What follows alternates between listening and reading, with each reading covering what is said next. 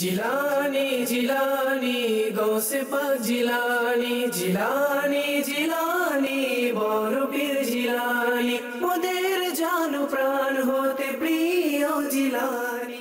আলহামদুলিল্লাহি রাব্বিল আলামিন ওয়াসসালাতু ওয়াসসালামু আলা সাইয়্যিদিল মুরসালিন আম্মা বা'দ ফাআউযু বিল্লাহি মিনাশ শাইতানির রাজীম বিসমিল্লাহির রহমানির রহিম আসসালাতু ওয়াসসালামু আলাইকা ইয়া রাসূলুল্লাহ ওয়া আলা আলিকা ওয়া আসহাবিকা ইয়া হাবিবাল্লাহ আসসালাতু ওয়াসসালামু আলাইকা ইয়া নবিয়াল্লাহ ওয়া আলা আলিকা ওয়া আসহাবিকা ইয়া নূরাল্লাহ। মাদানী চ্যানেলের দর্শক, অনুষ্ঠান সত্যের দিশারি গৌসে জিলানি, এই অনুষ্ঠানে আপনাদেরকে স্বাগতম জানাচ্ছি। দর্শক, আমরা আমাদের এই অনুষ্ঠানের মাধ্যমে চেষ্টা করে থাকি আউলিয়া কিরাম এবং বিশেষ করে হযরত সাইয়্যিদুনা গৌসে আজম বড় পীর আব্দুল কাদের জিলানী রাহমাতুল্লাহ তাআলা আলাইহির জীবনী সম্পর্কে, শান এবং মান সম্পর্কে বয়ান করার। এবং আলহামদুলিল্লাহ আমাদের অনুষ্ঠানে এক একটি বিষয় রয়ে থাকে এবং আজকের বিষয় হচ্ছে গৌসে পাক রহমতুল্লাহ তাআলা আলাইহির সংস্পর্শের সোহবতের বরকত।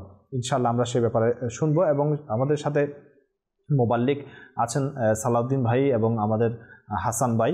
আলহামদুলিল্লাহ ওনাদের কাছ থেকে আমরা মাদানী ফুল শুনবো এবং আমাদের সাথে নাতখা হিসেবে আছেন আমাদের আনিস ভাই। দর্শক, আসুন অনুষ্ঠানের শুরুতেই আমরা একটি দরুদে পাকের ফজিলত শুনি, কেননা প্রতিটি অনুষ্ঠানে আমরা শুরু করার আগে এক একটি দরুদ শরীফের ফজিলত শুনে থাকি। হুজুরপুর নূর নবী করিম রউফুর রহিম আল্লাহ তাআলার শেষ নবী সাল্লাল্লাহু তাআলা আলাইহি ওয়াসাল্লাম ইরশাদ করেন, যে কিতাবে আমার উপর দুরূদ শরীফ লিখেছে যতক্ষণ পর্যন্ত আমার নাম তাতে থাকবে, ফিরিস্তাগণ তার জন্য ক্ষমা প্রার্থনা করতে থাকবে। সাল্লু আলাল হাবিব সাল্লাল্লাহু তাআলা আলা মুহাম্মদ সাল্লাল্লাহু আলাইহি ওয়া আলিহি ওয়াসাল্লাম। দর্শক, আসুন অনুষ্ঠানের শুরুতেই আমরা একটি নাতে পাক শুনি, এরপর ইনশাআল্লাহ আমরা আমাদের আলোচনায় ফিরে যাব। সাল্লি আলা রাসূলিনা সাল্লি আলা মুহাম্মাদিন সাল্লি আলা হাবিবিনা সাল্লি আলা মুহাম্মাদিন সাল্লি আলা রাসূলিনা সাল্লি আলা মুহাম্মাদিন সাল্লি আলা হাবিবিনা সাল্লি আলা মুহাম্মাদিন। फिर के गली गली तबा ठोकर सब की खाए क्यों, फिर के गली गली तबा ठोकर सब की खाए क्यों, दिल को जो अक्ल दे खुदा तेरी गली से जाए क्यों, सल्ले अला रसूलिना सल्ले अला मुहम्मदिन सल्ले अला रसूलिना सल्ले अला मुहम्मदिन। कीजे मोहन तुम्हार दरबार रसूले अरबी, कीजे मोहन तुम्हार दरबार रसूले अरबी, तुम्हार दरबार दयार भंडार रसूले अरबी, तुम्हार दरबार दयार भंडार रसूले अरबी। कीजे मोहन तुम्हार दरबार रसूले अरबी, कीजे मोहन तुम्हार दरबार रसूले अरबी, तुम्हार दरबार दयार भंडार रसूले अरबी, तुम्हार दरबार दयार भंडार रसूले अरबी। অসহায়দের তুমি সহায় রসুলে আরবি, অসহায়দের তুমি সহায় রসুলে আরবি, দুঃখীদের প্রতি তুমি উদার, দুঃখীদের প্রতি তুমি উদার রসুলে আরবি, দুঃখীদের প্রতি তুমি উদার রসুলে আরবি। তোমার দরবার দয়ার ভান্ডার রসুলে আরবি, কি যে মহান তোমার দরবার রসুলে আরবি। দুজাহানের তুমি বাদশাহ রসুলে আরবি, দুজাহানের তুমি বাদশাহ রসুলে আরবি। তুমি নবীদের সরদার, তুমি নবীদের সরদার রসুলে আরবি, তুমি নবীদের সরদার রসুলে আরবি। তোমার দরবার দয়ার ভান্ডার রসুলে আরবি, কি যে মহান তোমার দরবার রসুলে আরবি। অশ্রু ভেজা নয়ন নিয়ে যখন আসব রোজায়, অশ্রু ভেজা নয়ন নিয়ে যখন আসব রোজায়, দিও মোরে তোমার দিদার, দিও মোরে তোমার দিদার রসুলে আরবি, দিও মোরে তোমার দিদার রসুলে আরবি, কি যে মহান তোমার দরবার রসুলে আরবি। তোমার দরবার দয়ার ভান্ডার রসুলে আরবি। শূন্য হাতে ফেরেনি কেউ তোমার দরবার হতে, শূন্য হাতে ফেরেনি কেউ তোমার দরবার হতে। কতই মহান তোমার দরবার, কতই মহান তোমার দরবার রসুলে আরবি, কতই মহান তোমার দরবার রসুলে আরবি। তোমার দরবার দয়ার ভান্ডার রসুলে আরবি। আত্মারের প্রতি দিও দয়ার দৃষ্টি হে নবী, আত্মারের প্রতি দিও দয়ার দৃষ্টি হে নবী। বলে দাও তাকে তোমার গোলাম, বলে দাও তাকে তোমার গোলাম রসুলে আরবি, বলে দাও তাকে তোমার গোলাম রসুলে আরবি। কি যে মহান তোমার দরবার রসুলে আরবি, তোমার দরবার দয়ার ভান্ডার রসুলে আরবি। সাল্লাল্লাহু তাআলা আলা মুহাম্মদ সাল্লাল্লাহু আলাইহি ওয়াসাল্লাম। মাশাআল্লাহ, এই সৃষ্টিকুলে আমার রাসূল সাল্লাল্লাহু আলাইহি ওয়াসাল্লামের দরবারের মতো কোনো দরবার নেই। দর্শক, আলহামদুলিল্লাহ, আমাদের এই অনুষ্ঠানে যে সত্যের দিশারি গৌসে জিলানী, এই অনুষ্ঠানে যে আজকের বিষয় গৌসে পাকের সোহবতের সংস্পর্শের বরকত, তো আমরা মুবাল্লিগণের কাছ থেকে ইনশাআল্লাহ শুনবো। দর্শক, আরেকটি কথা, সেটি হচ্ছে প্রত্যেক অনুষ্ঠানের মতোই আজকেও আলহামদুলিল্লাহ আমরা আমাদের অনুষ্ঠানের মাঝখানে আপনাদেরকে বিভিন্ন প্যাকেজ আমরা আপনাদেরকে দেখাবো, বিভিন্ন মাদানী ফুল আপনাদেরকে শোনাবো। দর্শক, আমি প্রথমেই সালাউদ্দিন ভাইয়ের কাছ থেকে জানতে চাইব যে হুজুর, সোহবত জিনিসটা কি, সংস্পর্শ জিনিসটার এত, অর্থাৎ ইসলামের মধ্যে সংস্পর্শের জিনিসটা, বা আমরাও এমনিতে এই অর্থাৎ সোহবতের বিষয়টাকে অন্যভাবে দেখে, এটা কেন, এটা কি জিনিসটা কি একটু যদি বুঝিয়ে দেবেন বিষয়টা। আলহামদুলিল্লাহ রাব্বিল আলামিন ওয়াসসালাতু ওয়াসসালামু আলা সাইয়্যিদিল আমবিয়া ওয়াল মুরসালিন। সুহবত মানে সঙ্গ, এই সঙ্গ জিনিসটা ইসলামের মধ্যে অত্যন্ত গুরুত্বপূর্ণ এবং এটা কোরআন এবং সুন্নাহর দৃষ্টিতে যদি আমরা দেখি তাহলে সঙ্গের কারণে অনেকেই ভাগ্যবান হয়েছে এবং সঙ্গের কারণে অনেকে দুর্ভাগ্য হয়েছে।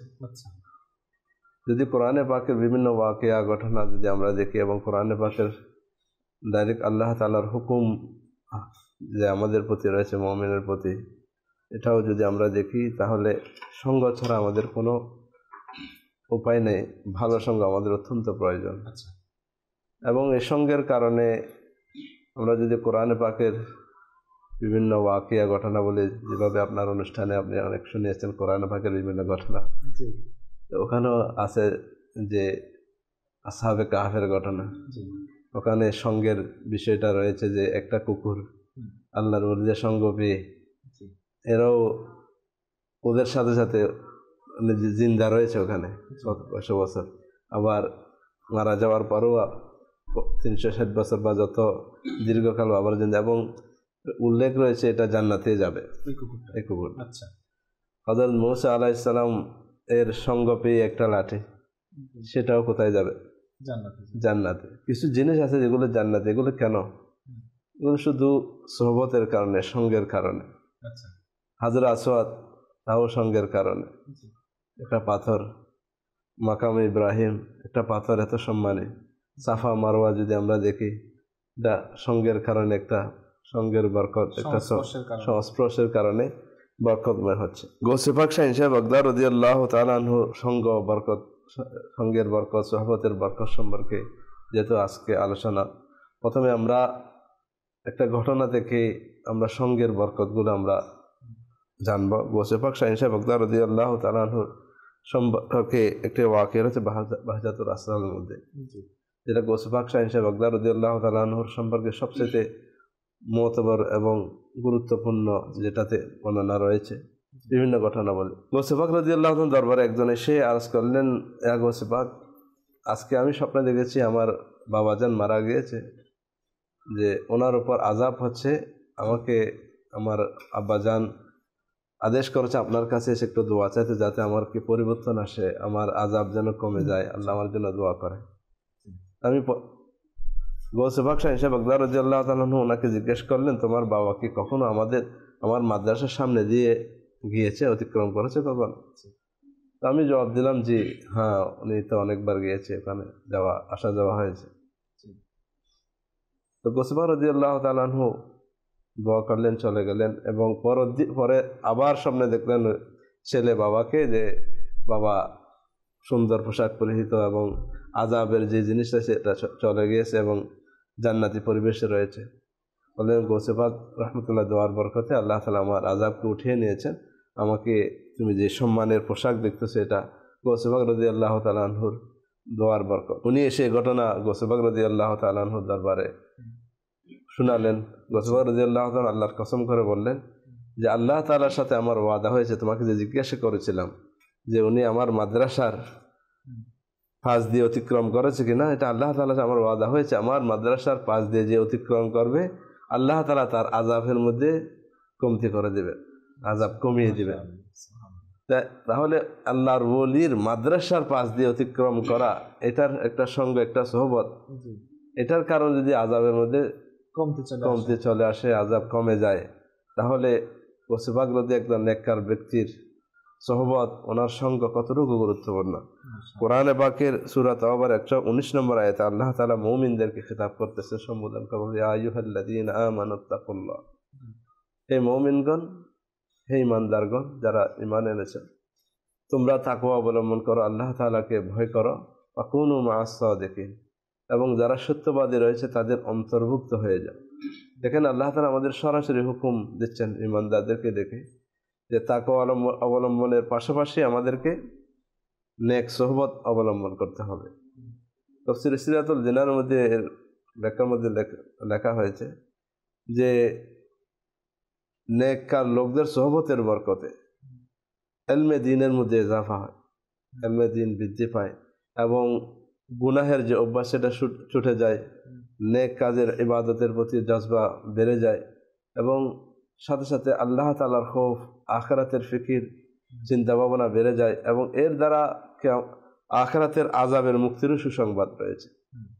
সুতরাং আমরা যদি সূরা ফাতিহা যেগুলো আমরা যেটা পড়ি সেখানেও আমাদেরকে দোয়া যেটা চাই সিরাতাল লাযিনা আনআমতা আলাইহিম ইহদিনাস সিরাতাল মুস্তাকিম সিরাতাল লাযিনা আনআমতা আলাইহিম, সেখানেও আমাদেরকে ওই নেককার যারা অনুগ্রহপ্রাপ্ত বান্দাদের পথে চালানোর কথা বলা হয়েছে।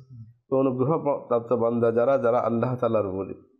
আর যদি আমরা হাদিসে পাকের দিকেও যাই, আল্লাহ তাআলা মাহবুব সাল্লাল্লাহু তাআলা আলাইহি ওয়া আলিহি ওয়াসাল্লাম আমাদেরকে নেক সঙ্গ, সৎসঙ্গ, ভালো পরিবেশ, ভালো বন্ধুর সন্ধান করতে বলা হয়েছে আল মারউ আলা দীনি খলিলিহি, অন্য হাদিসে আর রাজুলু আলা দীনি খলিলিহি, যে মানুষ তার বন্ধুর দ্বীনের উপর হয়ে থাকে।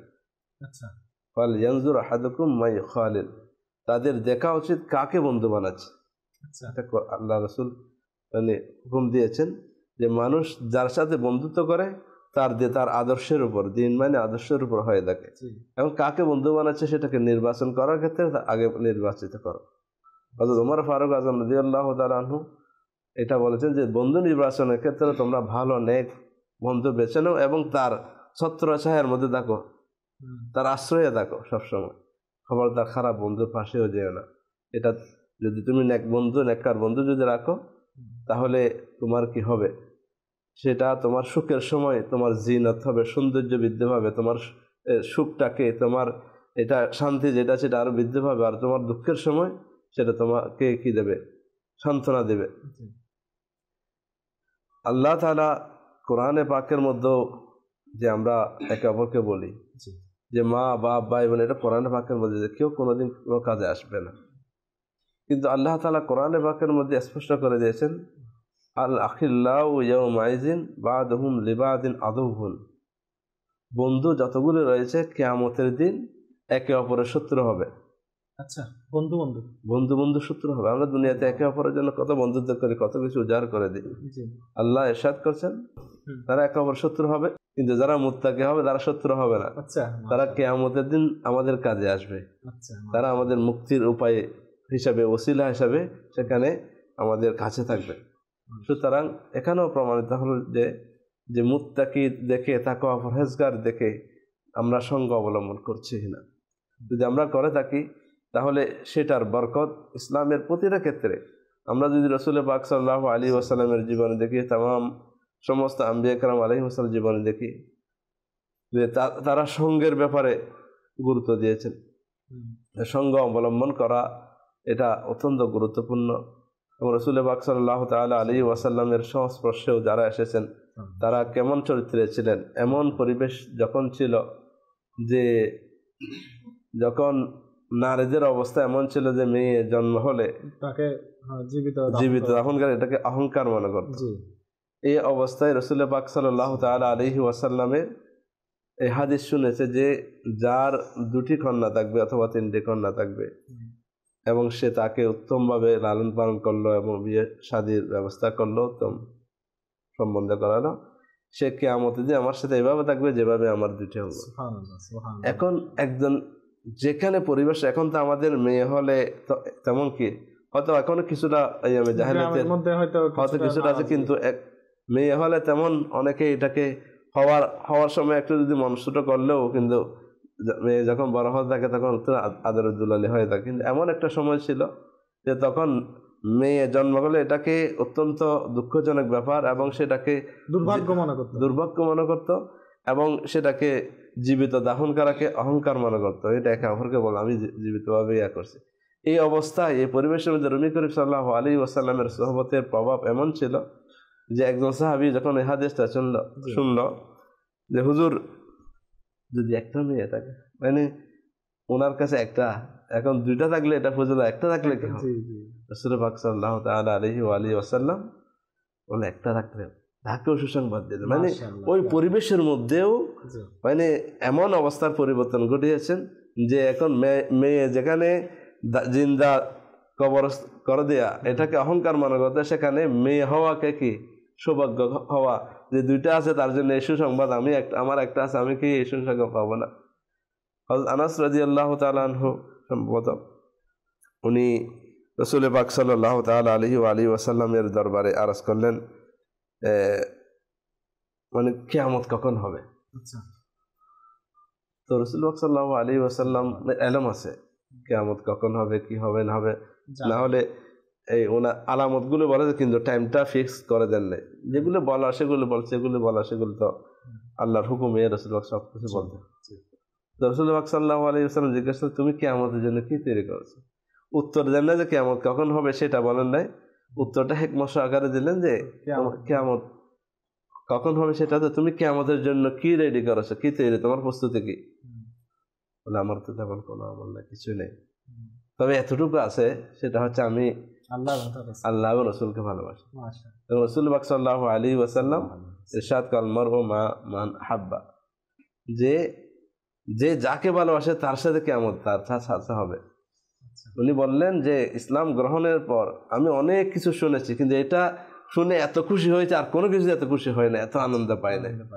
এটা আমি তো রাসূল পাক সাল্লাল্লাহু আলাইহি ভালোবাসি, কিয়ামত দিন ওনার সাথে থাকবো, তাহলে এর চাইতে বড় পাওয়া আর কি। এই জন্য নেককার ওলিদেরকে ভালোবাসা, আল্লাহর ওলিদেরকে ভালোবাসা, সাহাবা আহলে বাইত রাসূল সাল্লাল্লাহু আলাইহি, যারা আমরা আহলে সুন্নাত ওয়াল জামাত, আমরা এটার অধিকারী, এটার ভালোবাসা কিয়ামত দিন আমাদের কাজ দেবে। সুতরাং এটা দ্বারা আমরা বুঝতে পারলাম যে সৎসঙ্গ, নেক সঙ্গ, নেক সোহবত, এটা কত ইসলামের মধ্যে গুরুত্বপূর্ণ। তো আমাদের উচিত যে আমরা সব সময় এই দৃষ্টিকোণ দেখে আমাদের বন্ধুত্ব, আমাদের একটা ভালো পরিবেশ এবং আউলিয়া কেরামের সংস্পর্শে থাকা, জীবনকে দামি বানানোর জন্য এটা অত্যন্ত গুরুত্বপূর্ণ। মাশাআল্লাহ, মাশাআল্লাহ। দর্শক, আমরা খুব সুন্দরভাবে বিস্তারিতভাবে এক প্রকার আলোচনা শুনেছি যে সংস্পর্শের সম্পর্কে এবং সংস্পর্শের বরকত সম্পর্কে। দর্শক, এই পর্যায়ে আমাদের একটি প্যাকেজ রয়েছে, আমরা সেটা নেব, এরপর ইনশাআল্লাহ আবার ফিরে আসবো। জি। ওলি আল্লাহর বাংলাদেশ, গাউস কুতুবের বাংলাদেশ, রহম করো আল্লাহ, রহম করো আল্লাহ। ওলি আল্লাহর বাংলাদেশ, গাউস কুতুবের বাংলাদেশ, রহম করো আল্লাহ, রহম করো আল্লাহ। আল্লাহ নবী ওলির আশিক যারা, আমরা তাদের বংশধর, আমরা তাদের বংশধর। আল্লাহ নবী ওলির আশিক যারা, আমরা তাদের বংশধর। তাদের ভালোবাসার বাস্তে রহম করো আল্লাহ, রহম করো আল্লাহ। ওলি আল্লাহর বাংলাদেশ, গাউস কুতুবের বাংলাদেশ, রহম করো আল্লাহ, রহম করো আল্লাহ। সল্লু আলাল হাবিব সাল্লাল্লাহু আলা মুহাম্মদ সাল্লাল্লাহু আলাইহি ওয়াসাল্লাম। প্রিয় ইসলামী ভাইরা এবং মাদানী চ্যানেলের দর্শকবৃন্দ, আলহামদুলিল্লাহ আজকে হাজির হয়েছি আনোয়ারার বটতলী গ্রামস্থ বাবা শাহ মুহসিন আউলিয়া রহমতুল্লাহি তাআলা আলাইহির কদম শরীফের মধ্যে।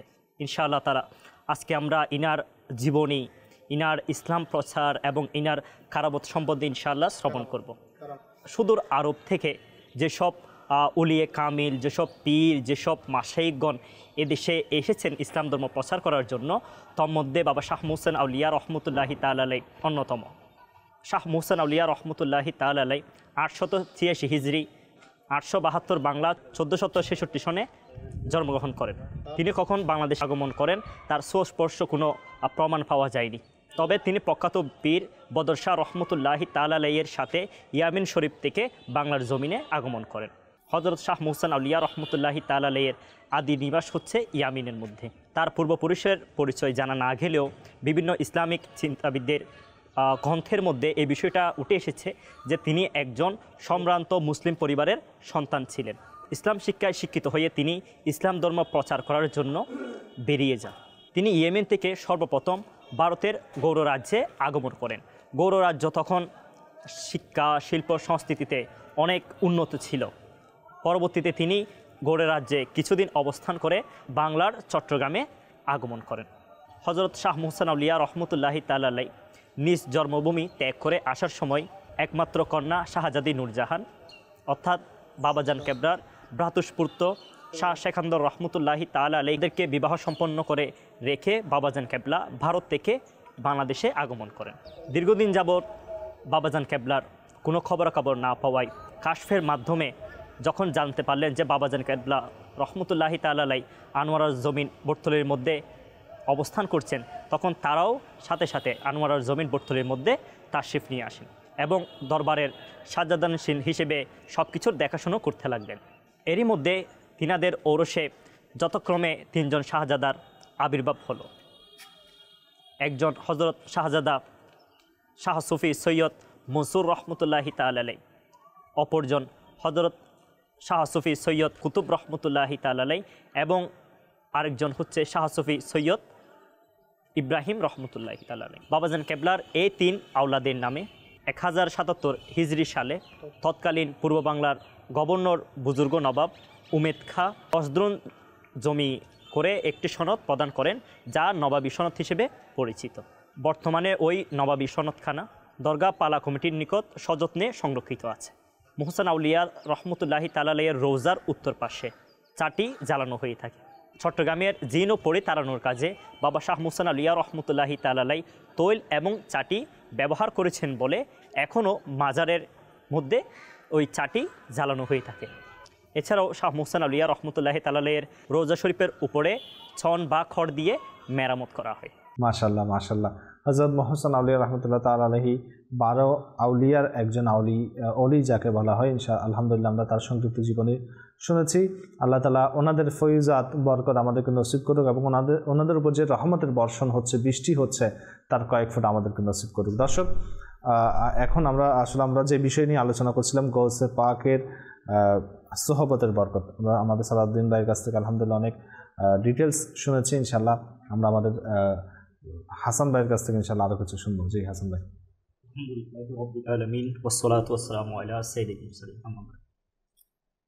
আমার হুজুর যে বিষয় নিয়ে আলোকপাত করেছেন যে গৌসে পাকের সোহবতের বরকত, তো এর মধ্যে যে প্রারম্ভিক যে বিষয়গুলো সূচনা যিনি, এটা আমার হুজুর খুব সুন্দরভাবে দিয়ে দিয়েছেন। তো বলা হচ্ছে সৎসঙ্গে সর্বনাশ আর অসৎসঙ্গে সর্বনাশ।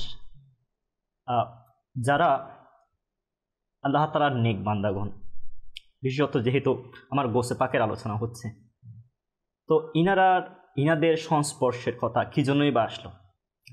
আরও অনেক বিষয় তো আসতে পারতো, বা ইনাদের সংস্পর্শ লাভের জন্য কেন এত তাগিদ দেওয়া হয়েছে, বা মানুষ কেন দলে দলে বিভিন্ন বেদিন বা অন্য ধর্মাবলম্বী যারা ইনারা কেন দলে দলে তিনাদের কাছে আসতো বা তিনাদের সংস্পর্শ লাভের জন্য আসতো। মূলত এর কারণ হচ্ছে যে যারা আল্লাহর ওলিগণ ছিল, যারা আল্লাহ তাআলার নেক বান্দাগণ ছিল, তারা এত বেশি ইবাদত গুজার ছিলেন এবং এত বেশি আল্লাহ তাআলার ধ্যানে তিনারা নিজেদেরকে ডুবিয়ে রাখতেন, যে যার কারণে আল্লাহ তাআলা তাদের উপর খুশি হয়ে গেছে এবং দেখলেন যে না, এর মাধ্যমে সমাজের পরিবর্তন সম্ভব, বা তিনার সংস্পর্শের মাধ্যমে মানুষের অন্তরকে আলোকিত করা সম্ভব। যেমন আপনি যদি বলেন যে তিনারা কেমন সাধনা করেছেন বা তিনাদের আখলাক কীরকম ছিল, যদি উদাহরণ খুঁজেন তাহলে এভাবে বলা যায় যে গৌসে পাক রহমতুল্লাহি তাআলা আলাইহি উনি লোকালয় ছেড়ে জঙ্গলে, বিভিন্ন পাহাড় পর্বতের মধ্যে, গুহার মধ্যে অবস্থান করেছেন, যাতে করে ওনার ইবাদতের মধ্যে আল্লাহ তাআলার সাথে সম্পর্কের মধ্যে কোনো জটিলতা না থাকে, যাতে রবের সন্তুষ্টি অর্জন করা যায়। আরও বর্ণনা হয়েছে এরকম যে গৌসে পাক রহমতুল্লাহি তাআলা আলাইহি একটা নির্জন ভূমির মধ্যে উনি অবস্থান করছিলেন, যেখানে কোনো খাবার দাবার নেই। দীর্ঘদিন যাবৎ ফলমূল এবং উনি বিভিন্ন পাতা রস খেয়ে জীবন অতিবাহিত করছিলেন। তো প্রতি বছর একজন ব্যক্তি এসে তিনাকে একটা কাপড় দিয়ে যেত, আর ওই কাপড় পরেই উনি একটা বছর অতিবাহিত করতেন। অনেক সাধনা করেই মূলত তিনি কুতুবিয়তের মর্যাদা পেয়েছেন। তো আরও এরকম বর্ণনা আসছে যে উনি প্রথম 1 বছর শুধুমাত্র কুড়িয়ে ফলমূল বা খাবার ইত্যাদি খেয়েছেন। এরপরে 1 বছর তিনি শুধু পানি খেয়ে কাটিয়েছেন। এরপরের 1 বছর তিনি পানিই খাননি, অল্প ফলমূল বা অল্প খাবার খেয়ে দিনানিপাত করেছেন। এরপরের বছর গিয়ে তিনি কিছুই খাননি, অর্থাৎ উপবাস ছিলেন। এভাবেই আল্লাহ তাআলার ইবাদত করত, এভাবেই নফসকে নিজের আয়ত্তে রেখে আল্লাহ তাআলার সন্তুষ্টিতে নিজেকে উনি উজাড় করে দিয়েছেন। বস্তুত এই কারণেই মূলত তিনার এই তাকওয়া, তিনার এই পরহেজগারিতা আল্লাহ তাআলার দরবারে এত বেশি কবুল হয়ে গিয়েছে, কবুলিয়তের মর্যাদা এত বেশি পেয়ে গিয়েছেন যে আল্লাহ তাআলা তিনাদেরকে তিনার আল্লাহ পাকের উলি বা বন্ধু হিসেবে মনোনীত করেছেন, যার কারণে আল্লাহ তাআলা ওনাদের সংস্পর্শ লাভের জন্য কিতাবের মধ্যে বিভিন্ন রিওয়ায়াতের মধ্যে বর্ণনা করেন। যদি আমরা দেখি যে সিদ্দিক আকবর, উনি কিন্তু প্রথমে সিদ্দিক আকবর ছিলেন না, আল্লাহ আপনার রাসূল পাক সাল্লাল্লাহু আলাইহি ওয়াসাল্লামের সংস্পর্শের বরকতেই উনি সিদ্দিক আকবর হয়েছেন। ঠিক তেমনি যেই চারজন খলিফা আছেন, তিনারা যদি তিনাদের জীবনের প্রথমাংশ আমরা কল্পনা করি তাহলে দেখা যাবে তিনারা কিন্তু এত মকামে ছিলেন না, বা তিনাদের জীবনে এত বেশি আমল বলেন, পরহেজগারিতা বলেন ছিল না। কিন্তু যখন থেকে আমার আকা সাল্লাল্লাহু আলাইহি ওয়াসাল্লামের সংস্পর্শ লাভ করেছে, রাসূল পাকের উজ্জ্বলতায় তিনাদের অন্তরও উজ্জ্বল হয়ে গিয়েছে। এরপর থেকে তিনারা নিজেদের অন্তরকে আলোকিত করার মাধ্যমে আল্লাহ তাআলার রিজামুদ্দি হাসিল করেছে। পরবর্তীতে গিয়ে তিনাদের অন্তরে যেহেতু রাসূল পাক সাল্লাল্লাহু আলাইহি ওয়াসাল্লামের নূর তিনাদের অন্তরেও পৌঁছাইছে, দেখা গেল তিনারাও যখন মানুষদেরকে নসিহত করছেন বা বিভিন্ন বিষয় নিয়ে আপনার দুনিয়াবি এবং আখিরাতের বিষয় নিয়ে যখন বলছেন, মানুষ তা সহজে মেনে নিচ্ছে বা মানুষের অন্তরে তীরের মতো করে বিদ্ধ হচ্ছে। কেন? কারণ সংস্পর্শের কারণে তিনাদের কাছেও ওই রকম চৌম্বকীয় ক্ষমতা এবং মানুষকে মানুষকে যদি হেদায়েতের পথে ধাবিত করে, মানুষ হেদায়েত হবে, এই ধরনের যে ক্ষমতাটা সেটা তিনাদের মধ্যেও চলে এসছে। তো এরই বংশ পরম্পরায় বলেন বা এরই ধারাবাহিকতায় বিষয়টা সাহাবায়ে কিরামের, তাবিঈনের, তবে তাবিঈনের, এরপর আউলিয়া কিরামের, বুজুর্গানি দিনের, এভাবেই মূলত রাসূল পাক সাল্লাল্লাহু আলাইহি ওয়াসাল্লামের দরবার থেকে বন্টন হয়েছে। তো যে বিষয়টা যে রাসূলের আপনার গৌসে পাক রহমতুল্লাহি তাআলা আলাইহির সংস্পর্শের যে বিষয়টা আজকে আমরা আলোকপাত করছি, গৌসে পাকও আমার রাসূল পাক সাল্লাল্লাহু আলাইহি ওয়াসাল্লামের নুরানিয়তের কারণে এবং তিনার দরবার থেকে বন্টনকৃত তাবরুকের কারণে তিনার অন্তরের মধ্যে এই নূর পয়দা হয়েছে, যার কারণে তিনার মাহফিলের মধ্যে অসংখ্য মানুষ আগমন করত। কেন? কারণ নিশ্চয় তিনার কথার মধ্যে, তিনার হিকমতের মধ্যে, তিনার জবানের মধ্যে এমন তাসির ছিল যা মানুষের অন্তরে গিয়ে প্রভাব বিস্তার করত এবং মানুষ সেখানে স্বস্তি পেত, শান্তি পেত। এক রিওয়ায়াতের মধ্যে আসছে যে গৌসে পাক রহমতুল্লাহি তাআলা আলাইহি ইনার ইজতিমার মধ্যে, ইনার মাহফিলের মধ্যে 70,000 পর্যন্ত মানুষ জমায়েত হতো। আচ্ছা, কিন্তু এখন যদি আপনি চিন্তা করেন যে এখনকার সিচুয়েশনে 70,000 মানুষ কিন্তু আপনি কল্পনা করতে পারবেন না। কিন্তু তখনকার সময়ে গৌসে পাকের আমলে গৌসে পাকের নুরানি জবানে কথা শোনার জন্য, তিনার হিকমতপূর্ণ বাণী শোনার জন্য মানুষ দূর দূরান্ত থেকে গোড়ায় ছড়ে আপনার উঠে ছড়ে পর্যন্ত, এত যাতায়াত ব্যবস্থা এত সুন্দর ছিল না, কিন্তু তারপরেও মানুষ ছুটে চলে আসতো। কেন? তিনার মুখ থেকে নিঃসৃত বাণী শ্রবণ করার জন্য। কারণ তিনার দরবারে আসলে দেখা যেত যে মুসলমান হয়ে যেত, যারা চোর ছিল, ডাকাত ছিল এবং যারা আমল ছাড়া ছিল, যাদের মনে ভিন্ন আকীদা ছিল, আকীদার প্রতি বিদ্বেষ ছিল, তারাও এই রাসূল আপনার গৌসে পাকের সংস্পর্শে এসে ওই চোর ডাকাত এরাও আমলদার হয়ে যেত, বেদিন দিনওয়ালা হয়ে যেত। মাশাআল্লাহ। দর্শক, অবশ্যই সোহবতের এটা অনেক বড় একটি অর্থাৎ বরকত যে গৌসে পাক রহমতুল্লাহ তাআলা আলাইহির সংস্পর্শে এসে চোর পর্যন্ত কুতুবের মর্যাদা পেয়েছে, আমরা সবাই জানি। দর্শক, আমাদের কাছে কয়েকটি কল আছে, আমরা কলগুলো শুনবো, এরপর আমাদের অনুষ্ঠানে ফিরে আসবো। জি, কল চালিয়ে দিন। আমি হবিগঞ্জ জেলা স্বাস্থ্য উপজেলা থেকে বলছি। আমি মাঝখানে জেলাল থেকে একটি নাচ শুনতে চাই। আমারই মনে বাসনা শুধু দেখব মদিনা, আমারই মনে বাসনা। মাশাআল্লাহ, আপনি তো শোনার ইচ্ছা প্রকাশ করে নিজেই শুনিয়ে দিয়েছেন। মাশাআল্লাহ। জি, পরবর্তী কল। আমার নাম মোহাম্মদ সাজানা, রাত্রি থেকে বলছিলাম। আমি মাদানী চ্যানেল দেখছি, ভালো সুন্দর সুন্দর বক্তব্য বিষয়। এই চ্যানেল তো আমাদের দিনের জন্যই, এই চ্যানেলটা ইমান সামান ধরে রাখার জন্য এসব বহুম হাকামত মধ্যে এগুলোই পেয়ে থাকি এই চ্যানেলে। আপনাকে আরো এদের তৌফিক দান করুন। এই চ্যানেল খুব ভালো, আমাদের দোয়ার এখানে। মাশাআল্লাহ, মাশাআল্লাহ, জাযাকাল্লাহ। দেখতে থাকুন, আরো ভালো লাগবে। অনেক কিছু শিখতে পারবেন। নিজের আত্মীয় স্বজনকেও মাদানী চ্যানেল দেখার দাওয়াত দিন। এটাও দিনের দাওয়াত দেওয়ার মতো, কেননা এখানে মাদানী চ্যানেলে কোনো অ্যাডভার্টাইজমেন্ট নাই, কোনো মহিলা বেপরদা মহিলা নেই। এখানে শুধুমাত্র আপনি দিনই কথাগুলো শুনতে পারবেন। তো তাই এটার মাদানী চ্যানেল দেখার দাওয়াতও দিতে থাকুন। জি, পরবর্তী কল। কিশোরগঞ্জ থেকে মাদানী চ্যানেল খুব ভালো লাগে, আমি সবসময় দেখি। আমার যারা পরিচিত আছে তাদেরকে বলি মাদানী চ্যানেল দেখতে, আর মাদানী চ্যানেল যারা অনুষ্ঠান করে তাদেরকেও অনেক ভালো লাগে এবং সুন্দর সুন্দর অনুষ্ঠান নিয়ে আসে। আল্লাহ তাআলা দাওয়াত ইসলামের মাদানী চ্যানেলকে কবুল করুক, দিন দিন আরো উন্নতি দান করুক। জি, আমিন। আপনাকে ধন্যবাদ যে আপনি উৎসাহ দিয়েছেন। যে পরবর্তী কল। আমার সাথী তবে কক্সবাজার থেকে বলতেছি, আমি একটা নাম শুনতে চাই, হাসবি রাব্বি জাল্লাল্লাহ। ইনশাআল্লাহ। জি, পরবর্তী কল। আমি মোহাম্মদ আসলাম দিনাজপুর থেকে বলতেছি। এই অনুষ্ঠানটি মাদানী চ্যানেলে আমরা সবাই দেখছি, খুব ভালো লাগছে। তাও সেটাকে একটা মান খাবার শুনিয়ে দিতেন তাহলে আরো ভালো লাগতো। মাশাআল্লাহ, জাযাকাল্লাহ। আনিস ভাই, কয়েকটি কালাম আপনি সংক্ষিপ্তভাবে একটু শুনিয়ে দিন। সরকার গৌসে আজম নজরে করম খুদারা, সরকার গৌসে আজম নজরে করম খুদারা, মেরা খালিকা সভর দো, मेरा खालिका सभर दो, मैं फकीर हूँ तुम्हारा, सरकार गौसे आज़म नज़रे करम खुदारा, सरकार गौसे आज़म नज़रे करम खुदारा, सबका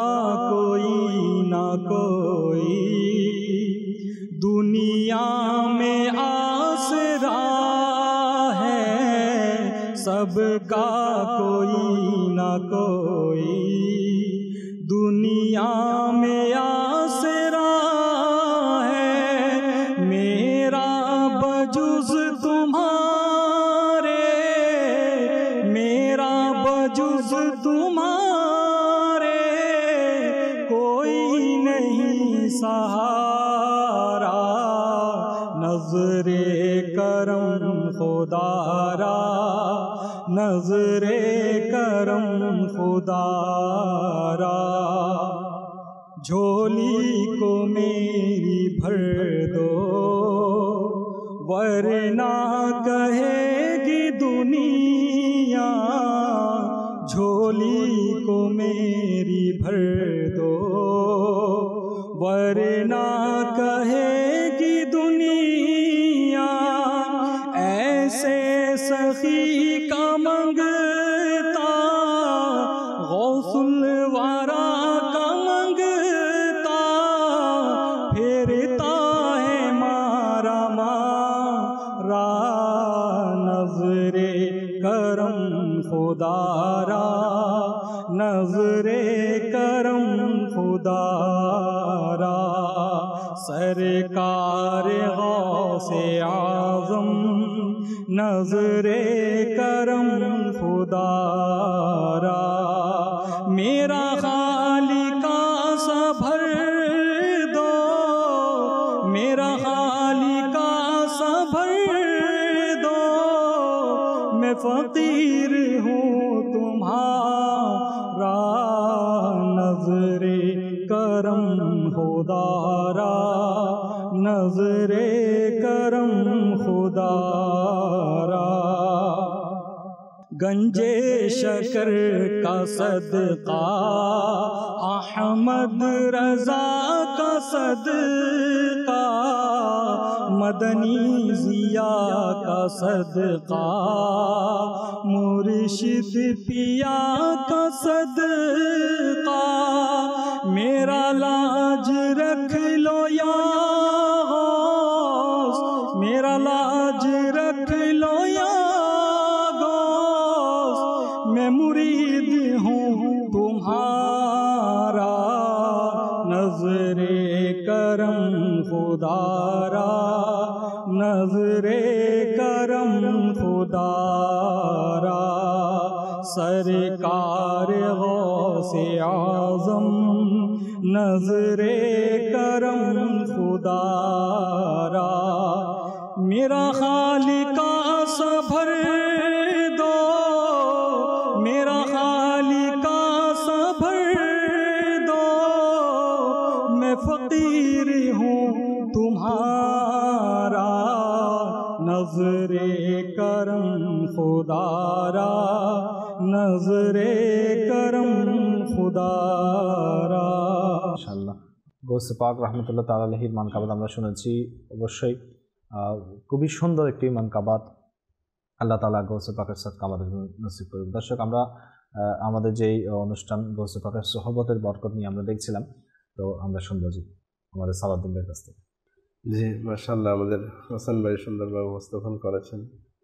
গৌসে পাক সাহেব আগে তো আলোচনা করছে সোহবত অত্যন্ত জরুরি বিষয়, জি, কিন্তু এই সোহবতের বরকতে ইসলাম ও জিন্দা হয়েছে। এভাবে ইসলামের উপর যেহেতু আমার নবীর আগমনে আম্বিয়া কেরামের যে ধারাবাহিকতা সেটা বন্ধ হয়ে গেছে, খাতামান নবীন আখের নবী হচ্ছে আমার নবী। যুগে যুগে ইসলামের উপর যেভাবে কিছুদিন পর পর শয়তান চায় ইসলামকে দুলিশাত করার জন্য, ইসলামকে ছোট করার জন্য, এটা ষড়যন্ত্র হয়ে আসছে। আল্লাহ তাআলা ওনার নেক বান্দাদের সদকায় এটাকে জিন্দা করে থাকেন। আমার গৌসে পাক শাহীন সাহেব বাগদাদ রাদিয়াল্লাহু তাআলা আনহু, ওনার নাম হচ্ছে আব্দুল কাদের, কিন্তু ওনাকে জগৎবাসী মহিউদ্দিন নামে চেনে। কেন মহিউদ্দিন? ওনার নাম তো নয়, এটা হচ্ছে ওনার লকব, দিনকে জীবিতকারী। এটারও একটা ওয়াকিয়া রয়েছে যে গৌসে পাক শাহীন সাহেব বাগদাদ রাদিয়াল্লাহু তাআলা আনহু একদিন কোথাও যাচ্ছিলেন, যাওয়ার সময় রাস্তার পাশে দেখতে পেলেন একটা অত্যন্ত দুর্বল ক্ষীণকায়, মানে একদম শরীরে দুর্বল, রাস্তার পাশে পড়ে আসে এবং গৌসে পাক রাদিয়াল্লাহু তাআলা আনহু দরবারে সাহায্য ছিলেন, আমাকে একটু উঠান, আমাকে একটু উঠানোর জন্য ওনাকে যখন বলল, গৌসে পাক রাদিয়াল্লাহু তাআলা আনহু নামে গৌস, সাহায্যকারী, তো উনি হাত বাড়াতে যখন হাত স্পর্শ লাগলো, ওই যে একদম দুর্বল, একদম পরে আছে, উঠতে পারতেছে না, এটা একদম যৌবনে পরিণত, যুবকে পরিণত হয়ে গেল, একদম বল শক্তি চলে আসলো, এই অবস্থা। আমি আসলে মানুষ নয়, আমি হচ্ছে ইসলাম। ইসলাম এর অবস্থা আমাকে যেভাবে দেখছেন সেভাবে হয়ে গিয়েছে। আপনার সোহবতের বরকতে, আপনার সঙ্গের বরকতে এটা এভাবে জিন্দা হবে।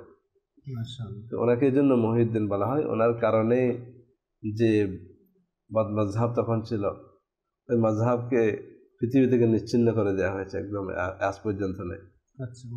তো গৌসে পাক রাদিয়াল্লাহু তাআলা আনহু সোহবতের কথা যে বলা হয়েছে, এখানে ওনার সোহবত নেওয়ার জন্য আল্লাহ তাআলা যে হুকুম দিয়েছে কুনু মা'আস সাদিকিন, এটা হুকুম পালনের জন্য মুমিনদেরকেও ওনাকে চুম্বকের মতো টানতো, মুমিনরাও যেত এবং গিয়ে ফয়েজ পেত। শুধু মুমিন না, জিন্নাত পর্যন্ত গৌসে পাক রাদিয়াল্লাহু তাআলার সোহবতে বসতেন। এরকম অসংখ্য ঘটনা বলে রয়েছে যে জিন্নাতরাও যে ওনার মজলিসে ওদের বসতেন, ওয়াজ শুনতেন। তো গৌসে পাক রাদিয়াল্লাহু তাআলা আনহুর সোহবত তখন থেকে এখন পর্যন্ত জারি রয়েছে।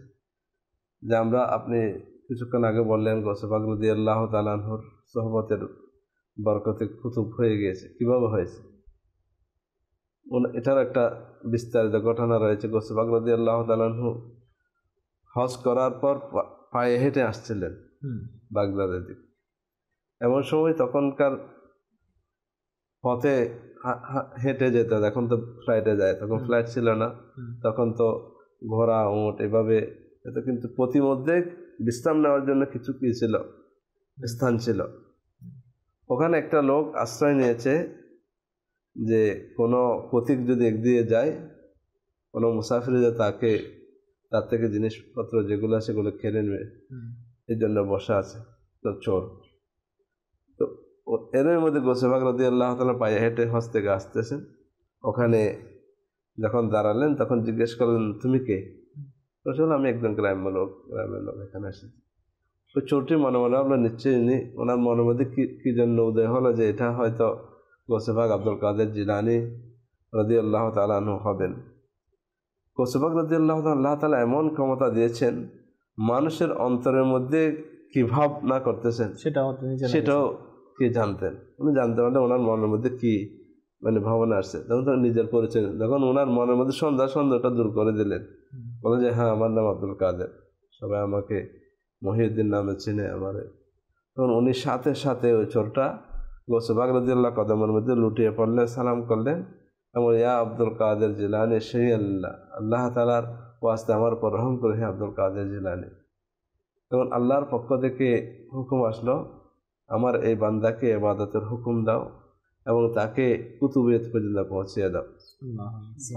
তো গৌসে পাক রাদিয়াল্লাহু তাআলা আনহু ওনাকে ফয়েজ দিয়ে মুহূর্তের মধ্যে যতগুলো সোপান রয়েছে তরিকতের রুহানিভাবে এগুলি করে ওনাকে কুতুব বানিয়ে দিয়েছেন। এটা কিসের বরকত? গৌসে পাক রাদিয়াল্লাহু তাআলা আনহুর যে অসংখ্য ঘটনা এভাবে রয়েছে। গৌসে পাক রাদিয়াল্লাহু তাআলার সংস্পর্শে এসে সে সমাজের সবচেয়ে কি ছিল, নিচু ছিল, এবং গৌসে পাকের দামানে এসে ওনার সোহবতে এসে সংস্পর্শে এসে আল্লাহ তাআলা এদেরকে কত উপরে। মাশাআল্লাহ। দর্শক, হুজুর আপনার কাছে আবার আসছি। দর্শক, আমাদের কাছে এখন একটি প্যাকেজের সময় হয়ে গেছে, আমরা সেটা শুনবো গৌসে পাকের কারামত সম্বলিত, এরপর ইনশাআল্লাহ আবার আমরা হুজুরের কাছে আসছি। জি, সাল্লু আলাল হাবিব সাল্লাল্লাহু তাআলা আলা মুহাম্মদ সাল্লাল্লাহু তাআলা আলাইহি ওয়াসাল্লাম। মাদানী চ্যানেলের দর্শক শ্রোতা, আজকে আমরা গৌসে পাক রহমতুল্লাহ তাআলা আলাইহির কিছু রিয়াজত সম্পর্কে শুনব। আমাদের সরকারে গৌসুল আজম রহমতুল্লাহ তাআলা আলাইহি তিনি বলেন যে আমি 25 বছর ইরাকের বিরান ভূমিতে ভ্রমণ করেছি, আর 40 বছর পর্যন্ত এশার নামাজের অজু দিয়ে ফজরের নামাজ আদায় করেছি। সুবহানাল্লাহ। 15 বছর ধরে প্রতিদিন এশার নামাজের পর নফল নামাজে 1 খতম কোরআন শরীফ তিলাওয়াত করতাম। প্রথমে আমি আমার শরীরে রশি বেঁধে রাখতাম, তারপর তা একটি দেয়ালের উপরের খুঁটির সাথে বেঁধে দিতাম। যখনই চোখে ঘুম আসতো তখন রশির সাথে ঝাটকা খেয়ে আমার চোখ খুলে যেত। এক রাতে ইবাদতের নিয়ম অনুযায়ী ইবাদত করার মনস্থ করলাম, কিন্তু নফস আমার মধ্যে অলসতা সৃষ্টি করলো। অর্থাৎ নফস এই পরামর্শ দিল যে কিছুক্ষণ ঘুমিয়ে পড়ো, এরপর উঠে ইবাদত করতে পারবে। যে স্থানে অন্তরে এই ধারণা আসলো, ওই স্থানেই ওই সময়ে এক পায়ে দাঁড়িয়েই আমি 1 খতম কোরআন শরীফ তিলাওয়াত করে ফেললাম। সুবহানাল্লাহ। বর্ণিত রয়েছে যে গৌসে পাক রহমতুল্লাহ তাআলা আলাইহি এক রাতে 1000 রাকাত নফল নামাজ পড়তেন। তো সরকারে বাগদাদ হুজুরে গৌসে পাক রহমতুল্লাহ তাআলা আলাইহি কীভাবে ইবাদতে মগ্ন থাকতেন, আর এখন আমরা যদি আল্লাহর পানা 5 ওয়াক্ত নামাজও আদায় করতে না পারি, তবে আমরা কিভাবে গৌসে পাক রহমতুল্লাহ তাআলা আলাইহি সত্যিকার আশিক হলাম। তো আল্লাহ আযza ওয়াজাল আমাদেরকে এই থেকে সবক নেয়ার, বিশেষ করে 5 ওয়াক্ত ফরজ নামাজ পাশাপাশি নফল ইবাদত কোরআনে পাকের তেলাওয়াত বেশি বেশি করার তৌফিক দান করুক। আমিন বিজাহি নবীন আমিন সাল্লাল্লাহু তাআলা আলাইহি ওয়াসাল্লাম। সাল্লু আলাল হাবিব সাল্লাল্লাহু তাআলা আলা মুহাম্মদ সাল্লাল্লাহু তাআলা আলাইহি ওয়াসাল্লাম। দর্শক, গৌস পাক তিনি অবশ্যই অনেক উঁচু মর্যাদার একজন আল্লাহর ওয়ালি, কিন্তু এরপরে ওনাদের ইবাদত বন্দেগী দেখুন, যে আমরা অনেকে গৌসে পাককে মহব্বত করি, দাবি করি, গৌসে পাককে মহব্বত করি, ভালোবাসি, কিন্তু আমরা 5 ওয়াক্ত নামাজ আমাদের ভাগ্যে জোটে না। তাই দর্শক, আমাদের উচিত 5 ওয়াক্ত নামাজ জামাত সহকারে পড়া, গৌসে পাককে যদি আমরা ভালোবেসে থাকি। জি, আমরা হুজুরের কাছ থেকে শুনছিলাম। আমরা 2টা প্যাকেজ আপনি দেখিয়েছেন। জি, তো 2টার মধ্যে আমাদের আজকের যে বিষয় যেটা রয়েছে তার সাথে সংশ্লিষ্ট যে মোহসেন ওলিয়া রহমতুল্লাহ তাআলা ওনার সংস্পর্শে আজকে আমরা যে এখানকার যে আমরা মুসলমান হয়েছি, মান লাভ করেছি, অনুরূপভাবে গৌসে পাক শাহী সাহেব বাগদাদ রাদিয়াল্লাহু তাআলা যেমন আলেম ছিলেন, এবং যত বেশি বড় আলেম হবে তত বেশি আল্লাহ তাআলার ভয় তাদের অন্তরে। কারণ আল্লাহ তাআলা কোরআনে পাকের মধ্যে ইরশাদ করেছেন, ইন্নামা ইয়াখশাল্লাহ মিন ইবাদিহিল উলামা, যে আল্লাহ তাআলাকে সবচেয়ে বেশি ভয় করে কারা? যারা আলেমে দিন। ইলমে ওই আলম যেটা ইলমে নাফি বলা হয়, যেটা উপকারী আলম, যেটার জন্য রসুল পাক সাল্লাল্লাহু আলাইহি ওয়াসাল্লাম আল্লাহর কাছে চাইতে বলেছেন ইলমে নাফে। ওই ইলমে নাফে যার অন্তরে যত বেশি থাকবে সে তত বেশি আল্লাহ তাআলার খৌফ, আল্লাহ তাআলার ভয় সবচেয়ে বেশি আসবে। অনেকের ধারণা গৌসে পাক রাদিয়াল্লাহু তাআলার কত ইলম ছিল, কয়টা কিতাব লিখেছে, কত কিছু, এটা কিন্তু গৌসে পাক রাদিয়াল্লাহু তাআলা ইলমের যদি আলোচনা করা হয় তাহলে এটার বিষয় আলাদা। কিন্তু ওনার রিয়াজত, ওনার সাধনা, ওনার সব কিছু মিলিয়ে আল্লাহ তাআলা ওনাদেরকে এমন শক্তি দান করেছেন, ওনাদের সংস্পর্শ যতটুকু জীবিত অবস্থায় ছিল ততটুকু এখনো রয়েছে, কারণ গৌসে পাক রাদিয়াল্লাহু তাআলা আনহুর যারা আমরা মুরিদ রয়েছি তাদের ব্যাপারে তো কিয়ামত পর্যন্ত যারা মুরিদ হবে তাদের ব্যাপারে সুসংবাদ দিয়েছেন, তারা তওবা ছাড়া কি করবে না, মৃত্যুবরণ করবে না। গৌসে পাক রাদিয়াল্লাহু তাআলার সংস্পর্শের বরকত এমন ছিল, উনি নিজেই বর্ণনা করেন যে আমার যে নেকির দাওয়াত, কারণ হযরত মূসা আলাইহিস সালাতু ওয়াস সালাম যখন তৌরাত পড়ে আল্লাহ তাআলার দরবারে আলোচনা, আমি তৌরাতের মধ্যে এমন উম্মতের কথা এখানে আলোচনা করেছি, শুনেছি যে যাদের শান হবে তারা নেকির দাওয়াত দিবে এবং গুনাহ থেকে বারণ করবে, তারা শ্রেষ্ঠ সকল উম্মতের মধ্যে শ্রেষ্ঠ উম্মত হবে। তো আমাদের শ্রেষ্ঠত্বের কারণ বর্ণনা করতে গিয়ে যে জিনিসটা বর্ণনা করা হয় সেখানে অনেকগুলো বিষয় তৌরাতের মধ্যে আছে আমাদের সম্পর্কে, শেষ নবীর উম্মতে আমাদের উম্মতের ফজিলত আমাদের কথা কোথায় আছে? তৌরাতে আছে, অন্যান্য কিতাবে।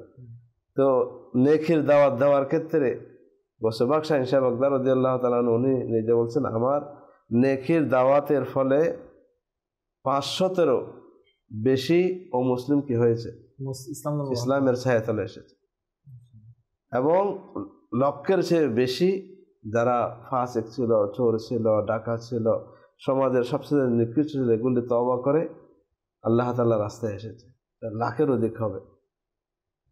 তো এই যে গৌসে পাক রাদিয়াল্লাহু তাআলা আনহু, এখান থেকে যদি আমরা একটা জিনিস করি আমার রাশেদ ভাই, যে ওনারা এখন বলেছে উনি আমাদের হাসান ভাই যেটা আলোকপাত করেছেন যে উনি একা জঙ্গলে গিয়েছেন, ইবাদত করেছেন, ওনাদের একাকিত্ব এটা ভালো লাগতো কেন? আল্লাহ তাআলার ইবাদত। কিন্তু এই একাকিত্ব থেকে আল্লাহ তাআলা ওনাদেরকে ফিরিয়ে দিয়েছেন কোথায়? মানুষের দিকে। কেন? ওনারা যখন ওই শক্তি অর্জন করেছে, এখন মানুষকে হেদায়েতের দিকে, উম্মতের দরদ, উম্মতকে বাঁচানোর দায়িত্ব এদেরকে পালন করতে হবে। এরা এমনভাবে পালন করেছে যার বরকতে ইসলাম জিন্দা হয়েছে এবং লক্ষ লক্ষ মানুষ কি হচ্ছে, ওনাদের কাছে এসে ইসলামের ছায়াতলে এসেছে, এবং যারা জান্নাতের পথ থেকে সরে জাহান্নামের পথে যাচ্ছিল তাদেরকে টেনে টেনে কোথায় এনেছে? জান্নাতের পথে এনেছে, ইসলামের পথে এনেছে, তাদেরকে নেককার বানিয়েছে, কাউকে কুতুব বানিয়েছে, কাউকে বলি বানিয়েছে, কাউকে কি বানিয়েছে। ওনার মধ্যে প্রথম দিকে উনি বিয়ে করে না, উনি বলছেন আমি বিয়ে করার প্রতি আমার কি ছিল না, আগ্রহ ছিল না শাদী করার। রাসূল পাক সাল্লাল্লাহু আলাইহি ইশারা পেয়ে যে প্রত্যেক কিছু একটা সময় রয়েছে, তুমি শাদী করো। এমনকি শেষ পর্যন্ত আল্লাহ তাআলা ওনার জন্য 4টা বিবি ছিল, এবং তারাও গৌসে পাক রাদিয়াল্লাহু সংস্পর্শ পেয়ে তারাও কারামত সম্পন্ন ছিল।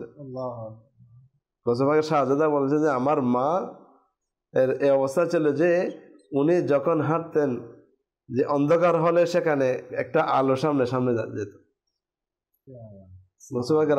গৌসে পাকের ঘরওয়ালি স্ত্রী, উনি যখন কোথাও যেতেন ওনার সামনে আলো যেত। একদিন ঘরে এসে দেখলেন যে গৌসে পাক রাদিয়াল্লাহু তাআলা এই দৃশ্যটা দেখলেন, তখন গৌসে পাক রাদিয়াল্লাহু যখন আসলেন ওই আলোটা চলে গেছে। যখন গৌসে পাক রাদিয়াল্লাহু মুস্কি এসে দিলেন, এই আলোটা কি জানো, এটা আল্লাহ তাআলার কুদরতে আলো না, এটা শয়তান তোমাকে এই আলোটা দেখাচ্ছে, তোমাকে এটা ধোঁকা দেওয়ার জন্য। গৌসে পাক রাদিয়াল্লাহু দোয়া করলেন, এরপর আল্লাহ তাআলা এটার দূর করে দিয়ে আল্লাহ তাআলা এমন একটা নূর দান যেটা চাঁদের মতো আলো দিত, এবং যতদিন জীবিত ছিলেন এই জিনিসটা কি গৌসে পাক রাদিয়াল্লাহু তাআলা আনহুর স্ত্রী যিনি ছিলেন ওনারকে এই কারামত সম্পন্ন কেমনে পেয়েছে? গৌসে পাক রাদিয়াল্লাহু তাআলা আনহুর সোহবতে এসে ওনারাও কি হয়েছেন, এবং বললেন যে আমরা 4টা বিবি ছিল, 4টা বিবি আমাকে অত্যন্ত ভালোবাসতেন। আমাদের অনেক সময় আছে স্ত্রীর মহব্বত থেকে আমরা আল্লাহর পথ থেকে ফিরে যাই, ওরা এমন ছিলেন না। ওনারা এমন ছিলেন যে আল্লাহ তাআলার প্রেমের মধ্যে ডুবে যাওয়ার পরও সংসার ছাড়েন নাই, আবার সংসার করতে গিয়ে আল্লাহকে ছেড়ে দেন নাই। এটা থেকেও আমাদের শিক্ষা হচ্ছে যে আল্লাহকে ডাকতে গিয়ে আমরা যেন ব্যালেন্স হারিয়ে না ফেলি। আমাদের প্রত্যেকটা বিষয় ইসলাম আমাদেরকে যে সিস্টেম দিয়েছেন, এই সিস্টেমে যদি আমরা চলে, আমরা সব কিছু চলে আমরা আল্লাহকে রাজি করতে পারি, আল্লাহ তাআলা সান্নিধ্য পেতে পারি। এটা গৌস পাক রাদিয়াল্লাহু জীবনীতে রয়েছে। ওনাদের সংস্পর্শে এমন ছিল, সেটা মানুষ নয়, গৌস পাক রাদিয়াল্লাহু সংস্পর্শে সে জড় পদার্থ পর্যন্ত কি হয়ে যেত, ওনাদের কারামত সম্পন্ন হয়েছে। গৌস পাক রাদিয়াল্লাহু তাআলার একটা কারামতে বর্ণিত রয়েছে যে একদিন আলোর প্রয়োজন হলো, তো আলো করতে গেলে গৌস পাক রাদিয়াল্লাহু তাআলা একটা লাঠিকে মাটিতে গেড়ে দিলেন। গেড়ে দেওয়ার সাথে সাথে ওইটা থেকে এমন আলো বেরো, সব চারিদিকে আলোকিত হয়ে গিয়েছে। যখন ওয়াজ কালাম যেটা কাজ ছিল সেটা যখন শেষ হয়ে গিয়েছে, তখন গৌস পাক রাদিয়াল্লাহু সেটা মাটি থেকে যখন তুলে ফেললেন, আলোটা চলে গিয়েছে। তো ওনার হাতের বরকত দেখেন, ওনার সোহবতে একটা জড় পদার্থ পর্যন্ত কি আলো দিয়েছে। এখন যে বিষয়টা আসাদ ভাই, আমরা এগুলো তো ঘটনা, ওয়াকিয়া, কারামত এতগুলো শুনি, আমাদের জন্য যেহেতু আমাদের এই অনুষ্ঠানগুলো, আমাদের বিশেষ করে মাদানী চ্যানেল খোলার পেছনে একটা কারণ যে নেকির দাওয়াত এবং মানুষকে আলোর দিশে দেওয়া, আলোর দিকে ডাকা। এই সমস্ত অনুষ্ঠান প্রতি মাসে বিভিন্ন আউলিয়া কেরাম নিয়ে আলোচনা হয়। এগুলো থেকে আমরা কি পাচ্ছি, মাদানী চ্যানেল দর্শক শ্রোতা যারা আছে, আমরা কি নিচ্ছি এগুলো থেকে? আমরা যদি আমাদের জীবনে উপলব্ধি করি, আমাদেরও উচিত যে আউলিয়া কেরামের মহব্বত এবং আমাদের সঙ্গ নেককারদের সাথে যদি আমরা রাখি, আমাদের জীবনের মধ্যে পরিবর্তন দেখা যায়। এটা মানুষের সত্তাগতভাবে আমাদের কাছে রয়েছে। আমরা শুধু সোহবত নয়, সঙ্গ নয়, আপনি সবার সামনে যদি ভালো আলোচনা, আমি সবচেয়ে যাকে ভালোবাসি তার আলোচনা যদি আমার সামনে আপনি করেন, তাহলে আমার চেহারা, আমার সবকিছুর মধ্যে একটা কি প্রভাব ফেলবেন যে আমার অমুকের আলোচনা। যদি আমি সবচেয়ে যাকে ঘৃণা করি তার আলোচনা যদি আমার সামনে করা হয়, তখন আপনাকে আমাকে ঘৃণা লাগবে যে ওনার আলোচনা কেন আছে। তাহলে বোঝা যাচ্ছে মানুষের মধ্যে সত্তাগতভাবে এমন একটা জিনিস রয়েছে যে কোনো কিছুর প্রভাব পড়ে। একজন মানুষ যদি সৎসঙ্গে থাকে, নিগ্রানেশ্বরা খুবই সুন্দরভাবে বলে যে একজন প্রশ্ন করলো যে হুজুর নামাজি হওয়াতে ইচ্ছা করতেছে, সুন্নত মোতাবেক চলার ইচ্ছা করতে, কিন্তু পারতেছি না। তো নিগ্রানেশ্বর বলে তুমি সঙ্গ পরিবর্তন করো, তোমার সহজ হয়ে যাবে। এই জন্য আমাদেরকে মাদানী কাফেলা কেন দিয়েছেন? গৌস পাক রাদিয়াল্লাহু তাআলা গোলামদেরও ওনাদের ফয়জাত আলহামদুলিল্লাহ আজ্জা ওয়া জাল আমরা এখন দেখতে পাচ্ছি যে আলহামদুলিল্লাহ আজ্জা ওয়া জাল আমরা গৌস পাকের ঘটনা তো শুনেছি যে ওনাদের সংস্পর্শে এসে, ওনাদের সঙ্গ পেয়ে, ওনাদের সোহবত পেয়ে মানুষ কত উঁচু স্থানে চলে এসেছে। আজকে যদি আমরা দাওয়াত ইসলামের মাদানী বাহারগুলো দেখি, আমাদের শুধু একজন যে নাত খান এসা আত্মারি, ওনার জীবনে যদি আমি কোথায় ছিল আর সোহবত তাকে কোথায় নিয়ে এসেছে, একজন আলেম দ্বীন বানিয়ে এখন উনি ওস্তাদের আসনে, একজন অমুসলিম ৭৫ বছর বয়সে উনি এই ছায়াতলে এসে আলহামদুলিল্লাহ আজ্জা ওয়া জাল ইলমে দ্বীন তো অর্জন করেছে, এখন আলেম বানাচ্ছেন। এই যে একটা সুন্দর পরিবেশ গৌসে পাকের গোলামদের দিয়ে করানো হচ্ছে। আমরা আজকে এখানে যারা বসেছি, আমরা যা আলোচনা হচ্ছে, এটা তো গৌসে পাকের ফয়েজের একটা বরকত, এটাও ওনাদের দয়ার নজর ছাড়া অন্য কিছুই তো নয়। তো মাদানী চ্যানেলের দর্শক শ্রোতা আমরা যা রয়েছে, এই যুগের মধ্যে আমাদের জন্য গৌসে পাকের ঘটনা শুনে ওয়াজ শুনে তো আমাদের অনেক চোখের পানি, অনেক মনকে সান্ত্বনা দিই, কিন্তু নিজের মধ্যেও কিছুটা তো আনি। আমরা পেয়েছি এরকম একটা মাদানী পরিবেশ, এমন একটা, এটা হয়তো কারো কাছে আমি মাদানী চ্যানেলে বসেছি, আমি আমার ঘরের স্বাভাবিকভাবে যে সংগঠন করে, যে যেখানে থাকে সেখানে প্রশংসা করে, কিন্তু বাস্তবতার একটু আমরা সত্যিকার অন্তরে চোখ বন্ধ করে খেয়াল করি, এটা কি আমাদেরকে কোন দিকে আমাদেরকে ডাকছে? গৌসে পাকের কাহিনী শুনিয়ে শুধু কাহিনী শুনতে আমরা থাকবো? ওনার যে ফৈজ বরকাত আছে এগুলিকে আমরা কি নেব না? ওনার মাদ্রাসাকে কত ভালোবাসতেন, আল্লাহ তাআলার নিকট থেকে ওয়াদা নিয়েছেন যে আমার মাদ্রাসার পাশ দিয়ে গেলে তাদেরকেও যেন আযাব কমিয়ে দেওয়া হয়। এটাও ইলমে দ্বীনের মহব্বতের একটা আলামত যে উনি অন্য কিছুতে আমার বাড়ির পাশ দিয়ে যাও, সেটাও আছে যে আমার সাথে কেউ খানা খেয়েছে কিনা সে তাদেরকেও, এটা তো হাদিসে পাকের মধ্যে কিয়ামতের দিন যখন বাহানা তালাশ করা হবে, তখন শেষ পর্যন্ত উলামায়ে কেরামের কাছে খানা খেয়েছে কিনা সেটাও বাহানা দিয়ে অনেকে জান্নাত দেবে।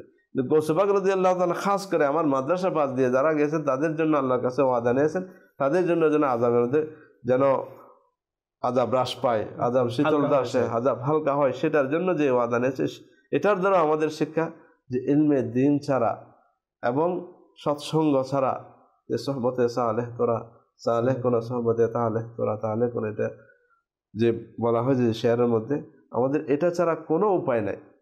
সুতরাং বর্তমান পরিস্থিতিতে আমাদের মোবাইলের সংস্পর্শ, এটাও সংস্পর্শ যেটা আছে আমাদের সোশ্যাল মিডিয়া, এটা তো আলহামদুলিল্লাহ দাওয়াত ইসলামী হাত দিয়েছে। এটা যদি আমরা ওইটা তো সঙ্গ পরিবর্তন করি আলহামদুলিল্লাহ, সেটাও আমাদেরকে নেকির পথে নিয়ে যাবে। আমি অনুরোধ করব মাদানী চ্যানেল দর্শক শ্রোতা যারা রয়েছে, আমরা আমির আহলে সুন্নাত দাওয়াত বরকাতুল আলিয়া মাদানী মুযাকারার মধ্যে আসবো। উনি কয়েকদিন আগেও বলছেন আপনাদের কাছে একটা আপিল, আপনাদের ঘরের সন্তানদের একজনকে আলিম বানা, একটা সওয়াল। কেন উনি ওনার ছেলে দিয়ে আলিম বানিয়ে ওনার কি হবে? দ্বীনের জন্য চাচ্ছেন। আলহামদুলিল্লাহ ওনার জবানের বরকত, গৌসে পাকের ফয়জ বরকত, আলহামদুলিল্লাহ অনেকেই নিয়ত করেছে আমার তিনটা ছেলেকে আমি মাদ্রাসায় পড়াবো, একটাকে দিয়ে দেবো। এটা যে বরকত আমরা দেখতে পাচ্ছি আজকে অল্প সময়ের মধ্যে 5700 দর্শে নিজামী মাদ্রাসা করা, মাদ্রাসাতুল মদিনা করা, এগুলো কেন? এগুলি আমাদের পরিবর্তনের জন্য, আমাদের জন্য।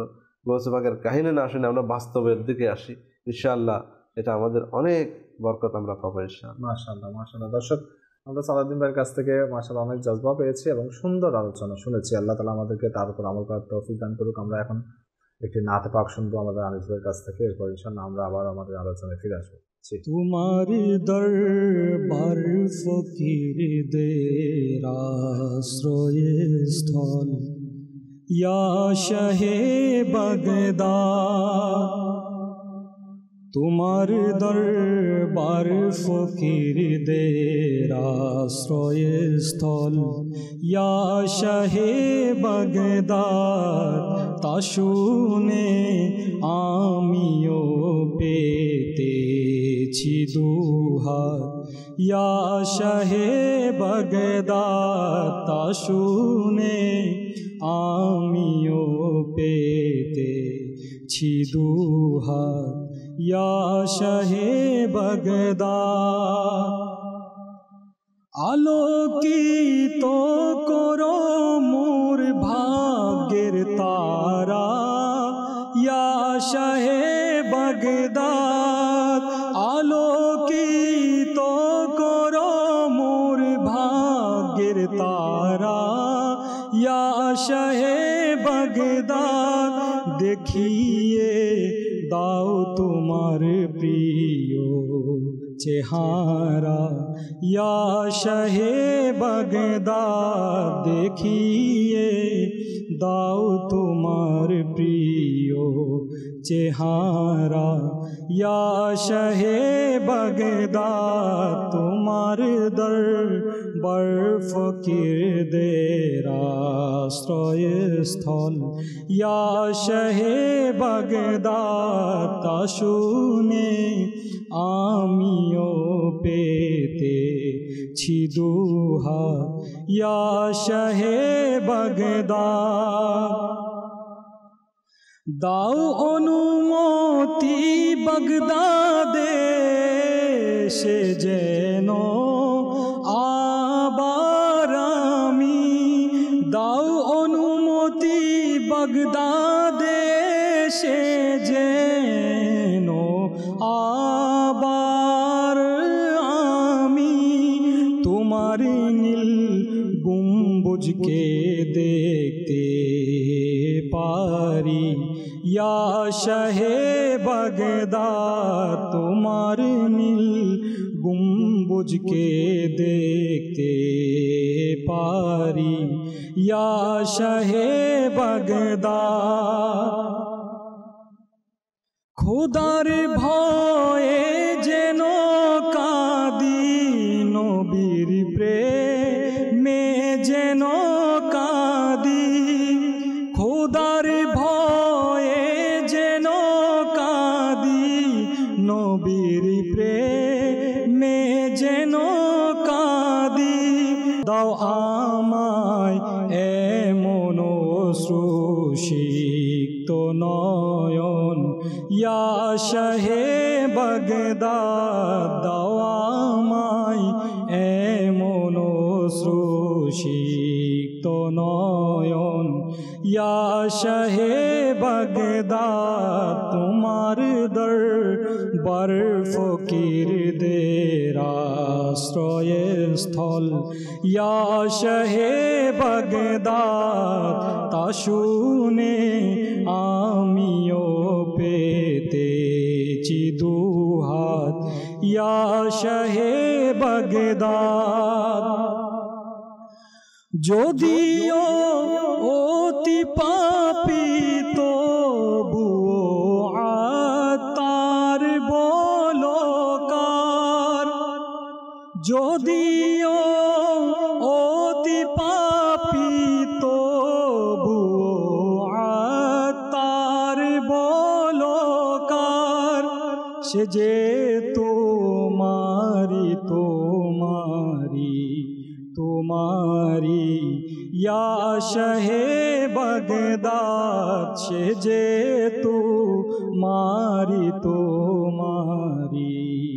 তোমারি ইয়া শাহে বাগদাদ সে যে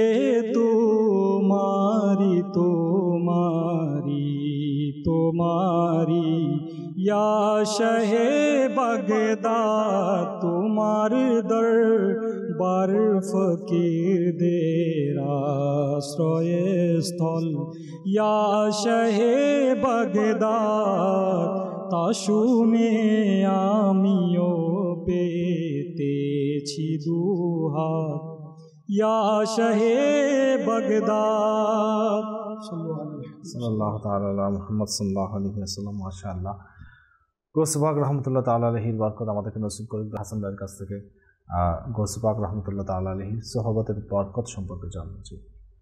আলহামদুলিল্লাহ, গৌস পাক রহমতুল্লাহি তাআলা আলাইহির একটি ঘটনা বহুল প্রচলিত। সেটা হচ্ছে যে তিনি তার মায়ের কাছে ওয়াদা করেছিলেন যে কখনো মিথ্যা বলবেন না। এর ফলশ্রুতিতে কি হলো যে তিনি যখন বাগদাদ শরীফে যাচ্ছিলেন ইলমে দিন শিখার জন্য, প্রতিমধ্যে ওই কাফেলার মধ্যে ডাকাতরা হামলা করেছিল। তো ওইখানে ডাকাত সর্দাররা গৌসে পাক রহমতুল্লাহি তাআলা আলাইহির এমন অবস্থার মধ্যেও সত্যের উপর অটল থাকা এবং তিনার হয়তো কাজ কারবারে এমনভাবে বিমোহিত হয়েছেন যে তিনারা সাথে সাথে তওবা করে নিয়েছেন এবং তিনারাও আমলদার হয়ে গিয়েছেন। এটাই হচ্ছে ওলিয়ে কিরামের সংস্পর্শের বরকত বলেন বা সোহবত। হ্যাঁ, তো একটা ঘটনা আসছে এরকম যে জুনাইদ বুগদাদি রহমতুল্লাহি তাআলা আলাইহি ইনার এক মুরিদের ঘটনা। তো ইনার মুরিদের মনের মধ্যে খারাপ খেয়াল আসছে, যে গুনার প্রতি খেয়াল আসছে। তো দেখা গেল যে গুনার প্রতি যখন খেয়াল আসছে তো তিনার চেহারা মানে দিন দিন কালো হয়ে যাচ্ছিল এই খেয়াল আসার কারণে। তো হঠাৎ করে 3 দিন পরে ইনার চেহারা আবার আগের মতো উজ্জ্বল হয়ে গেল, অর্থাৎ কালো কালো ভাব যেটা ছিল সেটা দূর হয়ে গেল। তো যেদিন ওনার কালো কালো ভাবটা দূর হয়ে গেল, ওনার হাতের মধ্যে একটা ওনার প্রিয় মুর্শিদ জুনাইদ বুগদাদি রহমতুল্লাহি তাআলা আলাইহির একটা চিঠি আসলো ইনার হাতে, যে ওইখানে লেখা ছিল যে আমার মুরিদ, তুমি গুনাহের খেয়াল থেকে নিজেকে একটু কি রাখো, বিরত রাখো। কেননা তোমার এই অবস্থার কারণে তুমি যে মনে মনে গুনাহের খেয়াল এনেছো, এটার কারণে আমাকে 3 দিন যাবৎ দুপার কাজ করতে হয়েছে। এটাও একটা চিন্তার বিষয় যে আমরা যিনা সংস্পর্শ লাভ করছি আর তিনারা কিভাবে আমাদেরকে সাহায্য করে থাকেন, আমাদেরকে বিভিন্ন খারাপ কাজ থেকে, বিভিন্ন নোংরামি থেকে কিভাবে আমাদেরকে বাঁচিয়ে রাখেন। বস্তুত যারা উলিয়ে কামিলগণ আছেন, আমার গৌসে পাক রহমতুল্লাহি তাআলা আলাইহি, তিনাদের জীবদ্দশার মধ্যেও মানুষকে সৎপথে আহ্বান করেছেন, মানুষকে বিভিন্নভাবে সাহায্য করেছেন, সহযোগিতা করেছেন এবং তিনারা দুনিয়া থেকে পর্দা করার পরেও মানুষকে সাহায্য করতেই আছেন। আমরা যে জুনাইদ বুগদাদি রহমতুল্লাহি তাআলা আলাইহির ঘটনা শুনলাম, একজন আল্লাহর ওলির ঘটনা শুনলাম, তো ইনার মকাম যদি এরকম হয়, তিনি যদি বাতিনিভাবে তিনার মুরিদের মনের ওই আকাঙ্ক্ষাকে দূর করে দিতে পারেন বা মনের ওই খারাপ চিন্তাকে দূর করে দিতে পারেন, তাহলে আমার সরকারে বাগদাদ যিনি কিনা আউলিয়াদের সরদার, কিনার মকাম কেমন হবে। মাশাআল্লাহ, মাশাআল্লাহ। দর্শক, গৌসে পাক রহমতুল্লাহ তাআলা আলাইহির শান সম্পর্কে আমরা শুনলাম যে, এবং বিভিন্ন বুজুর্গান দিনের কথা শুনলাম। দর্শক, এখন আমাদের একটি প্যাকেজের সময় হয়ে গেছে, আমরা সেটা নেব, এরপর আবার ফিরে আসবো। জি, আমার প্রিয় ইসলামী ভাইরা, আমিও নিয়ত করছি, আপনারাও নিয়ত করুন, আমাদের মাদানী কাফেলার সদস্যগণও নিয়ত করুন। আজ আমরা সাহাবে কেরামের কদমে বসে আছি, ইনশাআল্লাহ নিজেদের জীবনে পরিবর্তন আনব। আমরা এখান থেকে ফিরে যাব, কিন্তু ভালো হয়ে ফিরব, পরিবর্তন হয়ে ফিরব, হয়তো আমাদের মাগফিরাতের ওসিলা হয়ে যাবে। এই সাহাবাগণ প্রিয় নবীর দরবারে যদি আমাদের নিবেদন পেশ করেন যে, ইয়া রাসূলুল্লাহ, আপনার কিছু উম্মত এসেছিলেন এবং ভালো ভালো নিয়ত করে গিয়েছে, তাহলে প্রিয় নবী সাল্লাল্লাহু আলাইহি ওয়াসাল্লাম নিজের পেছনে পেছনে আমাদেরকে জান্নাতে নিয়ে যাবেন ইনশাআল্লাহ। ওনারা আমার নবীর সাহাবা, ওনারা আমার নবীর বন্ধু, ওনারা যদি সুপারিশ করেন তাহলে আমাদের সমস্যার সমাধান হয়ে যাবেন। নবীর সুন্নত প্রচারের জন্য তারা মদিনা ছেড়েছেন, আজ তুরস্কের ইস্তাম্বুলে তাদের মাজার।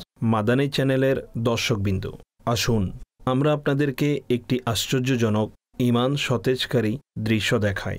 যখন দাওয়াত ইসলামীর মাদানী কাফেলা রাসূলের সাহাবী হযরত আবু শাইবা রাদিয়াল্লাহু তাআলা আনহু এর মাজারে দোয়ায় রত ছিল, হঠাৎ হযরতের মাজার মোবারকে কম্পন তৈরি হয়, যা আমাদের ক্যামেরা ধারণ করেছে। আসুন এই দৃশ্যটি দেখি। আলহামদুলিল্লাহি রাব্বিল আলামিন ওয়াসসালাতু ওয়াসসালামু আলা সাইয়্যিদিল মুরসালিন। মাওলায়ে করিম, আমাদের গুনাহগারদের এই দরবারে হাজিরি কবুল করো। মালিকে করিম, আমরা গুনাহগারদের উপস্থিতি তোমার দরবারে কবুল করে নাও। পরওয়ারদিগার, সাহেবে মাজারের ফয়েজ বরকত দান করো। সাহাবে রসুলের দরবারে যা কিছু রহমত বর্ষিত হচ্ছে তার থেকে আমাদেরকেও দান করো। আমাদের সকল দুঃখ কষ্ট পেরেশানি দূর করো, দুনিয়া ও আখিরাতের পেরেশানি থেকে হিফাজত করো। হে আল্লাহ, বিনা হিসাবে আমাদের সবাইকে জান্নাত দান করো। আমাদেরকে, আমাদের পিতা মাতাকে এবং প্রিয় নবী সাল্লাল্লাহু আলাইহি ওয়াসাল্লামের সকল উম্মতকে ক্ষমা করো। দুনিয়া ও আখিরাতের পেরেশানি থেকে হিফাজত করো। হে আল্লাহ, বিনা হিসাবে আমাদের সবাইকে জান্নাতে প্রবেশ করার তৌফিক দান করো। আমাদেরকে, আমাদের মাতা পিতাকে এবং প্রিয় নবী সাল্লাল্লাহু আলাইহি ওয়াসাল্লামের সকল উম্মতকে ক্ষমা করো। দুনিয়া ও আখিরাতের পেরেশানি থেকে আমাদেরকে হিফাজত করো। হে আল্লাহ, বিনা হিসাবে আমাদের সবাইকে জান্নাত দান করো। বিশেষ করে তুর্কিতে মাদানী কাজের উন্নতি দান করো। কেহেতে রেহেতে হে দোয়াকে ওয়াসতে বন্দে তেরে কর দে পুরি আরজু হর বেকসু মজবুত কি। যখন মৃত্যুর সময় আসবে, মুখে যেন জারি থাকে মধুর কালেমা লা ইলাহা ইল্লাল্লাহু মুহাম্মাদুর রাসূলুল্লাহ সাল্লাল্লাহু আলাইহি ওয়াসাল্লাম। সুবহানাল্লাহ। দর্শক, এটি আল্লাহ রাসূল সাল্লাল্লাহু আলাইহি ওয়াসাল্লামের একজন সাহাবীর মাজার শরীফ, এবং এই মাজারটি তুরস্কের মধ্যে অবস্থিত।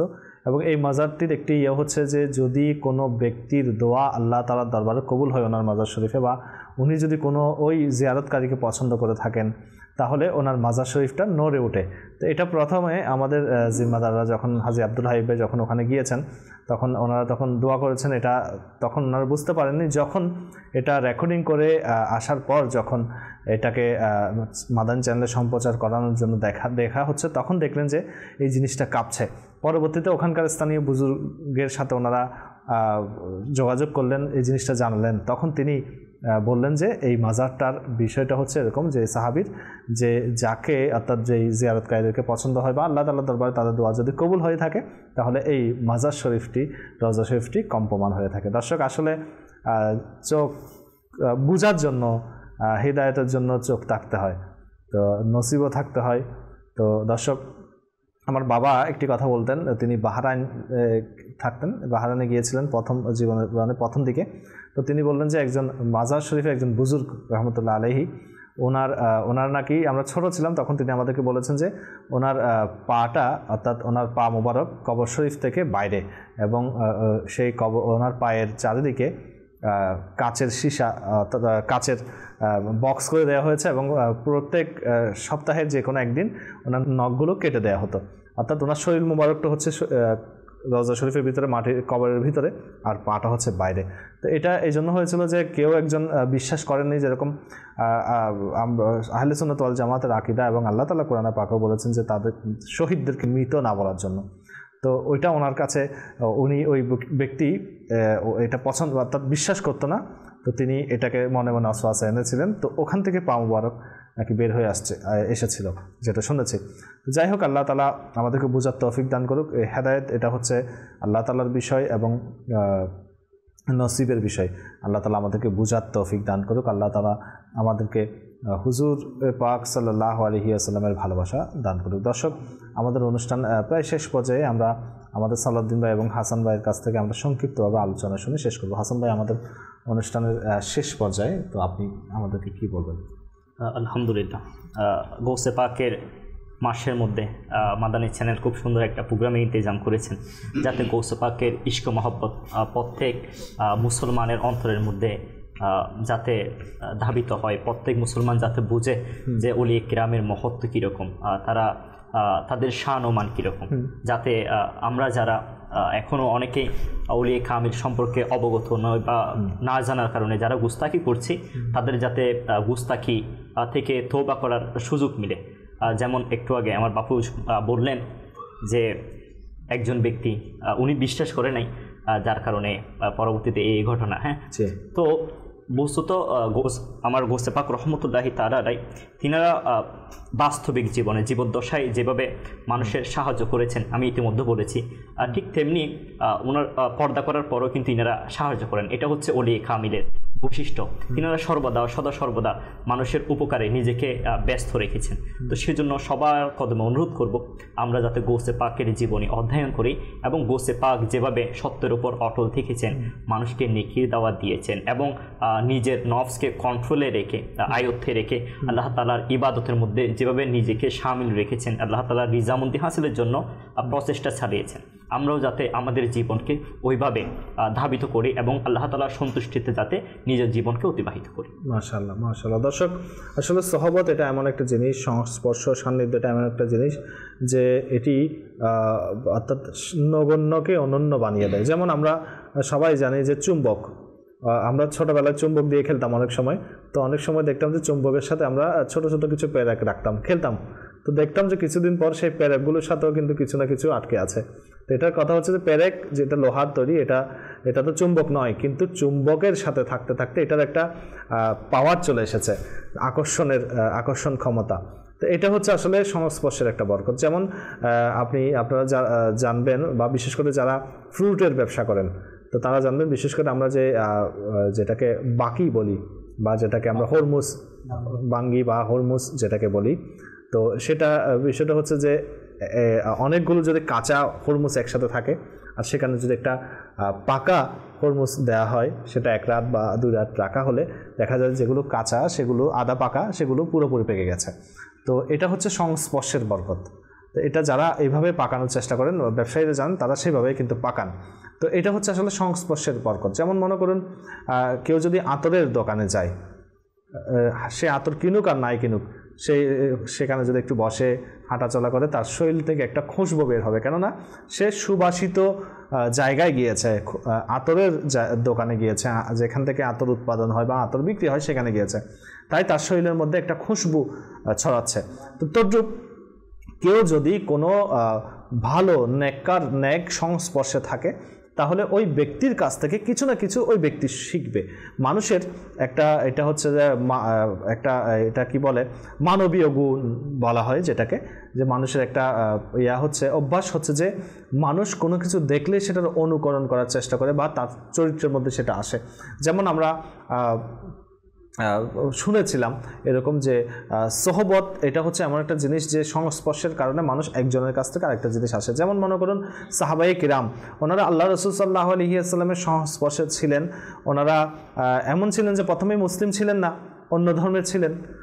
হুজুর পাক সাল্লাল্লাহু আলাইহি ইসলামকে দেখে ইসলাম ধর্ম গ্রহণ করেছেন, হুজুর পাক সাল্লাল্লাহু আলাইহি ইসলামের আদর্শ দেখে, চরিত্র দেখে তারা ইসলাম ধর্ম গ্রহণ করেছেন।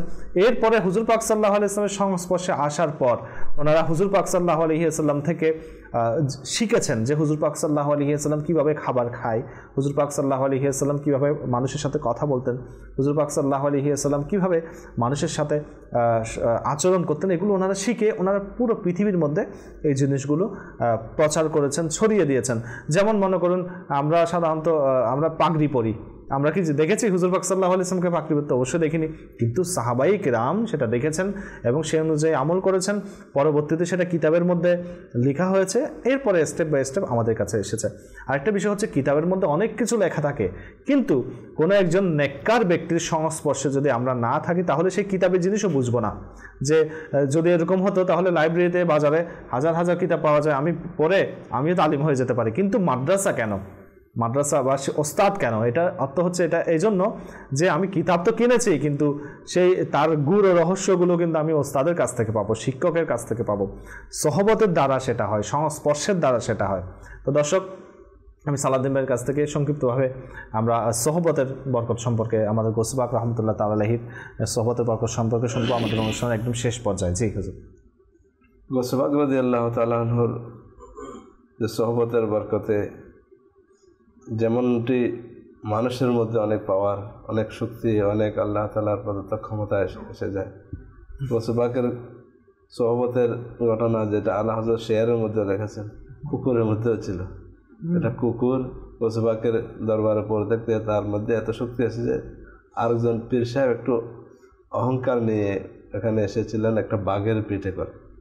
আচ্ছা, বাঘের পিঠে করে এসেছে, তাকে একটু আমি বাঘের পিঠে দেখানোর জন্য। তো পরবর্তী দেখলো যখন ফিরে আসতে গৌসে পাকের সাথে কথাবার্তা বলে, এদিকে যখন বাঘের পিঠে উঠতে আসে দেখতে যে গৌসে পাকের দরবারে কুকুর যেটা আছে, কুকুরটা ওই বাঘটিকে খেয়ে ফেলেছে। আচ্ছা, এটা সহবতের একটা কুকুর, এটা তো বাঘের চেয়ে অনেক শক্তি কম, কিন্তু গৌসে পাকের কুকুরের এত শক্তি বাঘকেও খেয়ে ফেলতেছে। কিন্তু রাশেদ ভাই, আমাদের আজকের বিষয়ের এই যে শেষ পর্যায়ে অনুষ্ঠানের, আমি আবারও বলবো, ইলমে দ্বীন সাথে সাথে যেটা আল্লাহ তাআলার সাথে একটা সম্পর্ক স্থাপন করা, যেটার দ্বারা আমাদের মানুষের মধ্যে যে রুহানি শক্তি অর্জন হয়, যেটার বরকতে মানুষ হয়, মানবতা যার মধ্যে আসে, যারা শুধুমাত্র মানুষকে গুনাহগার যারা আছে তাদেরকে ঘৃণা করে দূরে সরিয়ে দেন না। একজন আল্লাহর ওলি ফয়জান সুন্নতের মধ্যে আসে যে কিছু লোক নাচ গান বাদ্য বাজনা এগুলো করতেছে, তো ওই আল্লাহর ওলি কিছু সঙ্গী সাথী নিয়ে দিক দিয়ে যাচ্ছেন, তো সঙ্গী সাথী যারা ছিল দেখেন এরা কি অবস্থা, নাচ গান করে এদের জন্য একটু বদদোয়া করে দেন। ঠিক আছে, হাত ওঠাও। ওই আল্লাহর ওলি দোয়া করছেন, আল্লাহ তুমি তাদেরকে যেভাবে দুনিয়াতে আনন্দে রাখছো, আখিরাতের মধ্যে এভাবে আনন্দে রাখো। আচ্ছা আচ্ছা, যে কি বদদোয়া করতে হবে, এখন কি দোয়া করে দিল। তখন দোয়ার উদ্দেশ্য বর্ণনা করলেন যে তাদের যে আমি আখিরাতে যদি আনন্দ উপভোগ করতে, তারা এটা দিয়ে হবে না।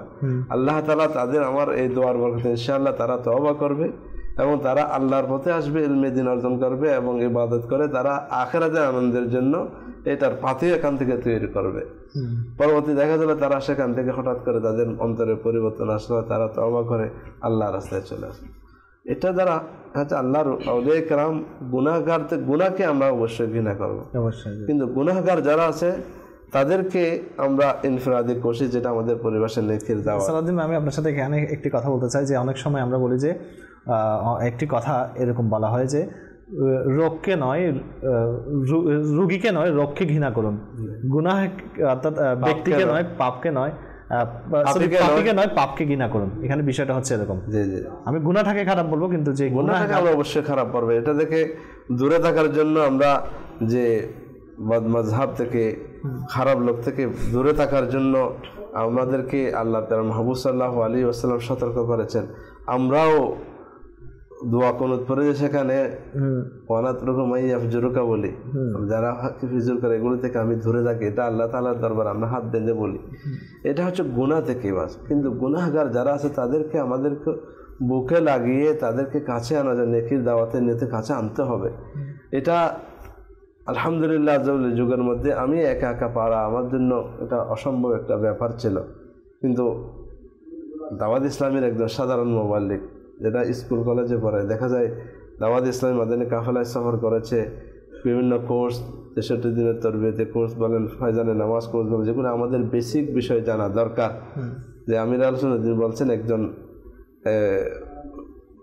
লোক তার ছেলেকে পাঠিয়েছেন ইলমে দ্বীন অর্জনের জন্য, তো তখনকার যোগাযোগ বিচ্ছিন্ন ছিল, অনেক দিন পর চিঠিপত্র আদান প্রদান হতো।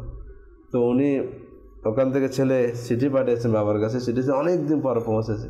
ওখানে লিখছে যে আলহামদুলিল্লাহ আব্বা আমাকে পাঠিয়েছেন কি জন্য, ইলমে দ্বীন অর্জনের জন্য। আজকে 10 বছর আমি পড়তেছি, 10 বছরে আমি নামাজ শিখেছি। কয় বছর? 10 বছর। 10 বছর আছে নামাজ শিখতে।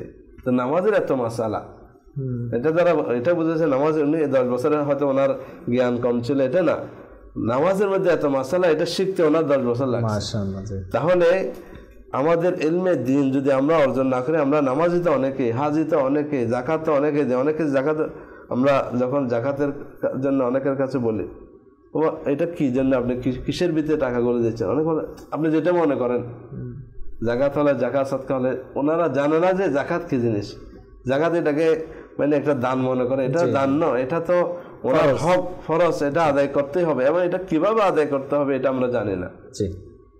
এই যে একটা মিশন, আজকে আমরা ইলমে দিন থেকে যেটা ফরজ এলম, একজন মুসলমান আলেম হওয়া, এটা প্রত্যেকটা এলাকার মধ্যে একজন আলেম হওয়া, এটা ফরজে কিফায়া, এটা থাকতে হবে। কেননা আমাদের জীবন বাঁচানোর জন্য যেভাবে ডাক্তারের প্রয়োজন, তো বলা হচ্ছে যে একটা স্ট্যান্ডার্ড বানানো হয়েছে যে প্রতি 500 জনের জন্য যদি আমরা সুচিকিৎসা পেতে চাই, তাহলে 500 জনের জন্য কমপক্ষে একজন ডাক্তার থাকা চাই। ইমান বাঁচানোর জন্য, শরীয়ত গুনাহ থেকে বাঁচানোর জন্য আমাদের কজনের উপর একজন আলেম হওয়া চাই। এতজন আলেম কি, ফাক্কানি রব্বানি আলেম কি আমাদের কাছে আছে? আজকে মুসলমানদের অবস্থা কেন? থাকলেও তাদেরকে আমরা কতটুকু এহতারাম করি, তাদের কাছে কতটুকু যেভাবে আল্লাহ হুকুম করেছেন, ফাসআলু আহলা যিকরি ইন কুনতুম লা তা'লামুন, তোমরা যারা জানো না আলেমের কাছে যাও, আমরা কি যাই? এবং তাদেরকে কদর করে, তাদেরকে আমরা চাকর বানিয়ে রেখেছি।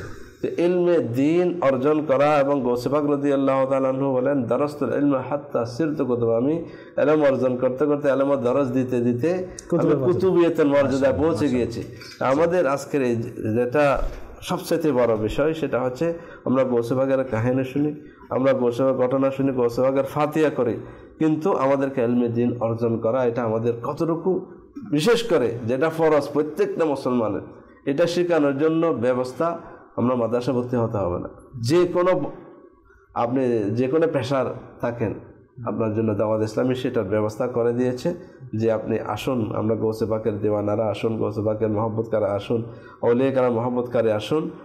আমরা শুধু মহব্বতের আলোচনা করব না, আমরা বাস্তব প্র্যাকটিক্যাল ক্ষেত্রে আমরা আসি, ইলমে দিন অর্জন করি, নিজের জীবনকে পরিবর্তন করি। এটাই হচ্ছে আমাদের যে আউলিয়া কারামের মহব্বতের নতিজা, ফসল যেটা, সেটা হচ্ছে আমাদের সবচেয়ে বড় বিষয়। মাশাআল্লাহ, মাশাআল্লাহ। দর্শক, আমরা সালাউদ্দিন ভাই এবং আমাদের হাসান ভাইয়ের কাছ থেকে খুব সুন্দর আলোচনা শুনেছি। দর্শক, আমাদের অনুষ্ঠান একদম শেষ পর্যায়ে। দর্শক, আজকের মতো বিদায় নিচ্ছি। আগামীকাল একই সময়ে নতুন মুবাল্লিগদেরকে নিয়ে আপনার সামনে উপস্থিত হব। সে পর্যন্ত ভালো থাকুন, সুস্থ থাকুন। সাল্লু আলাল হাবিব সাল্লাল্লাহু তাআলা আলাইহি। জিলানি জিলানি গৌসে পাক জিলানি, জিলানি জিলানি বড়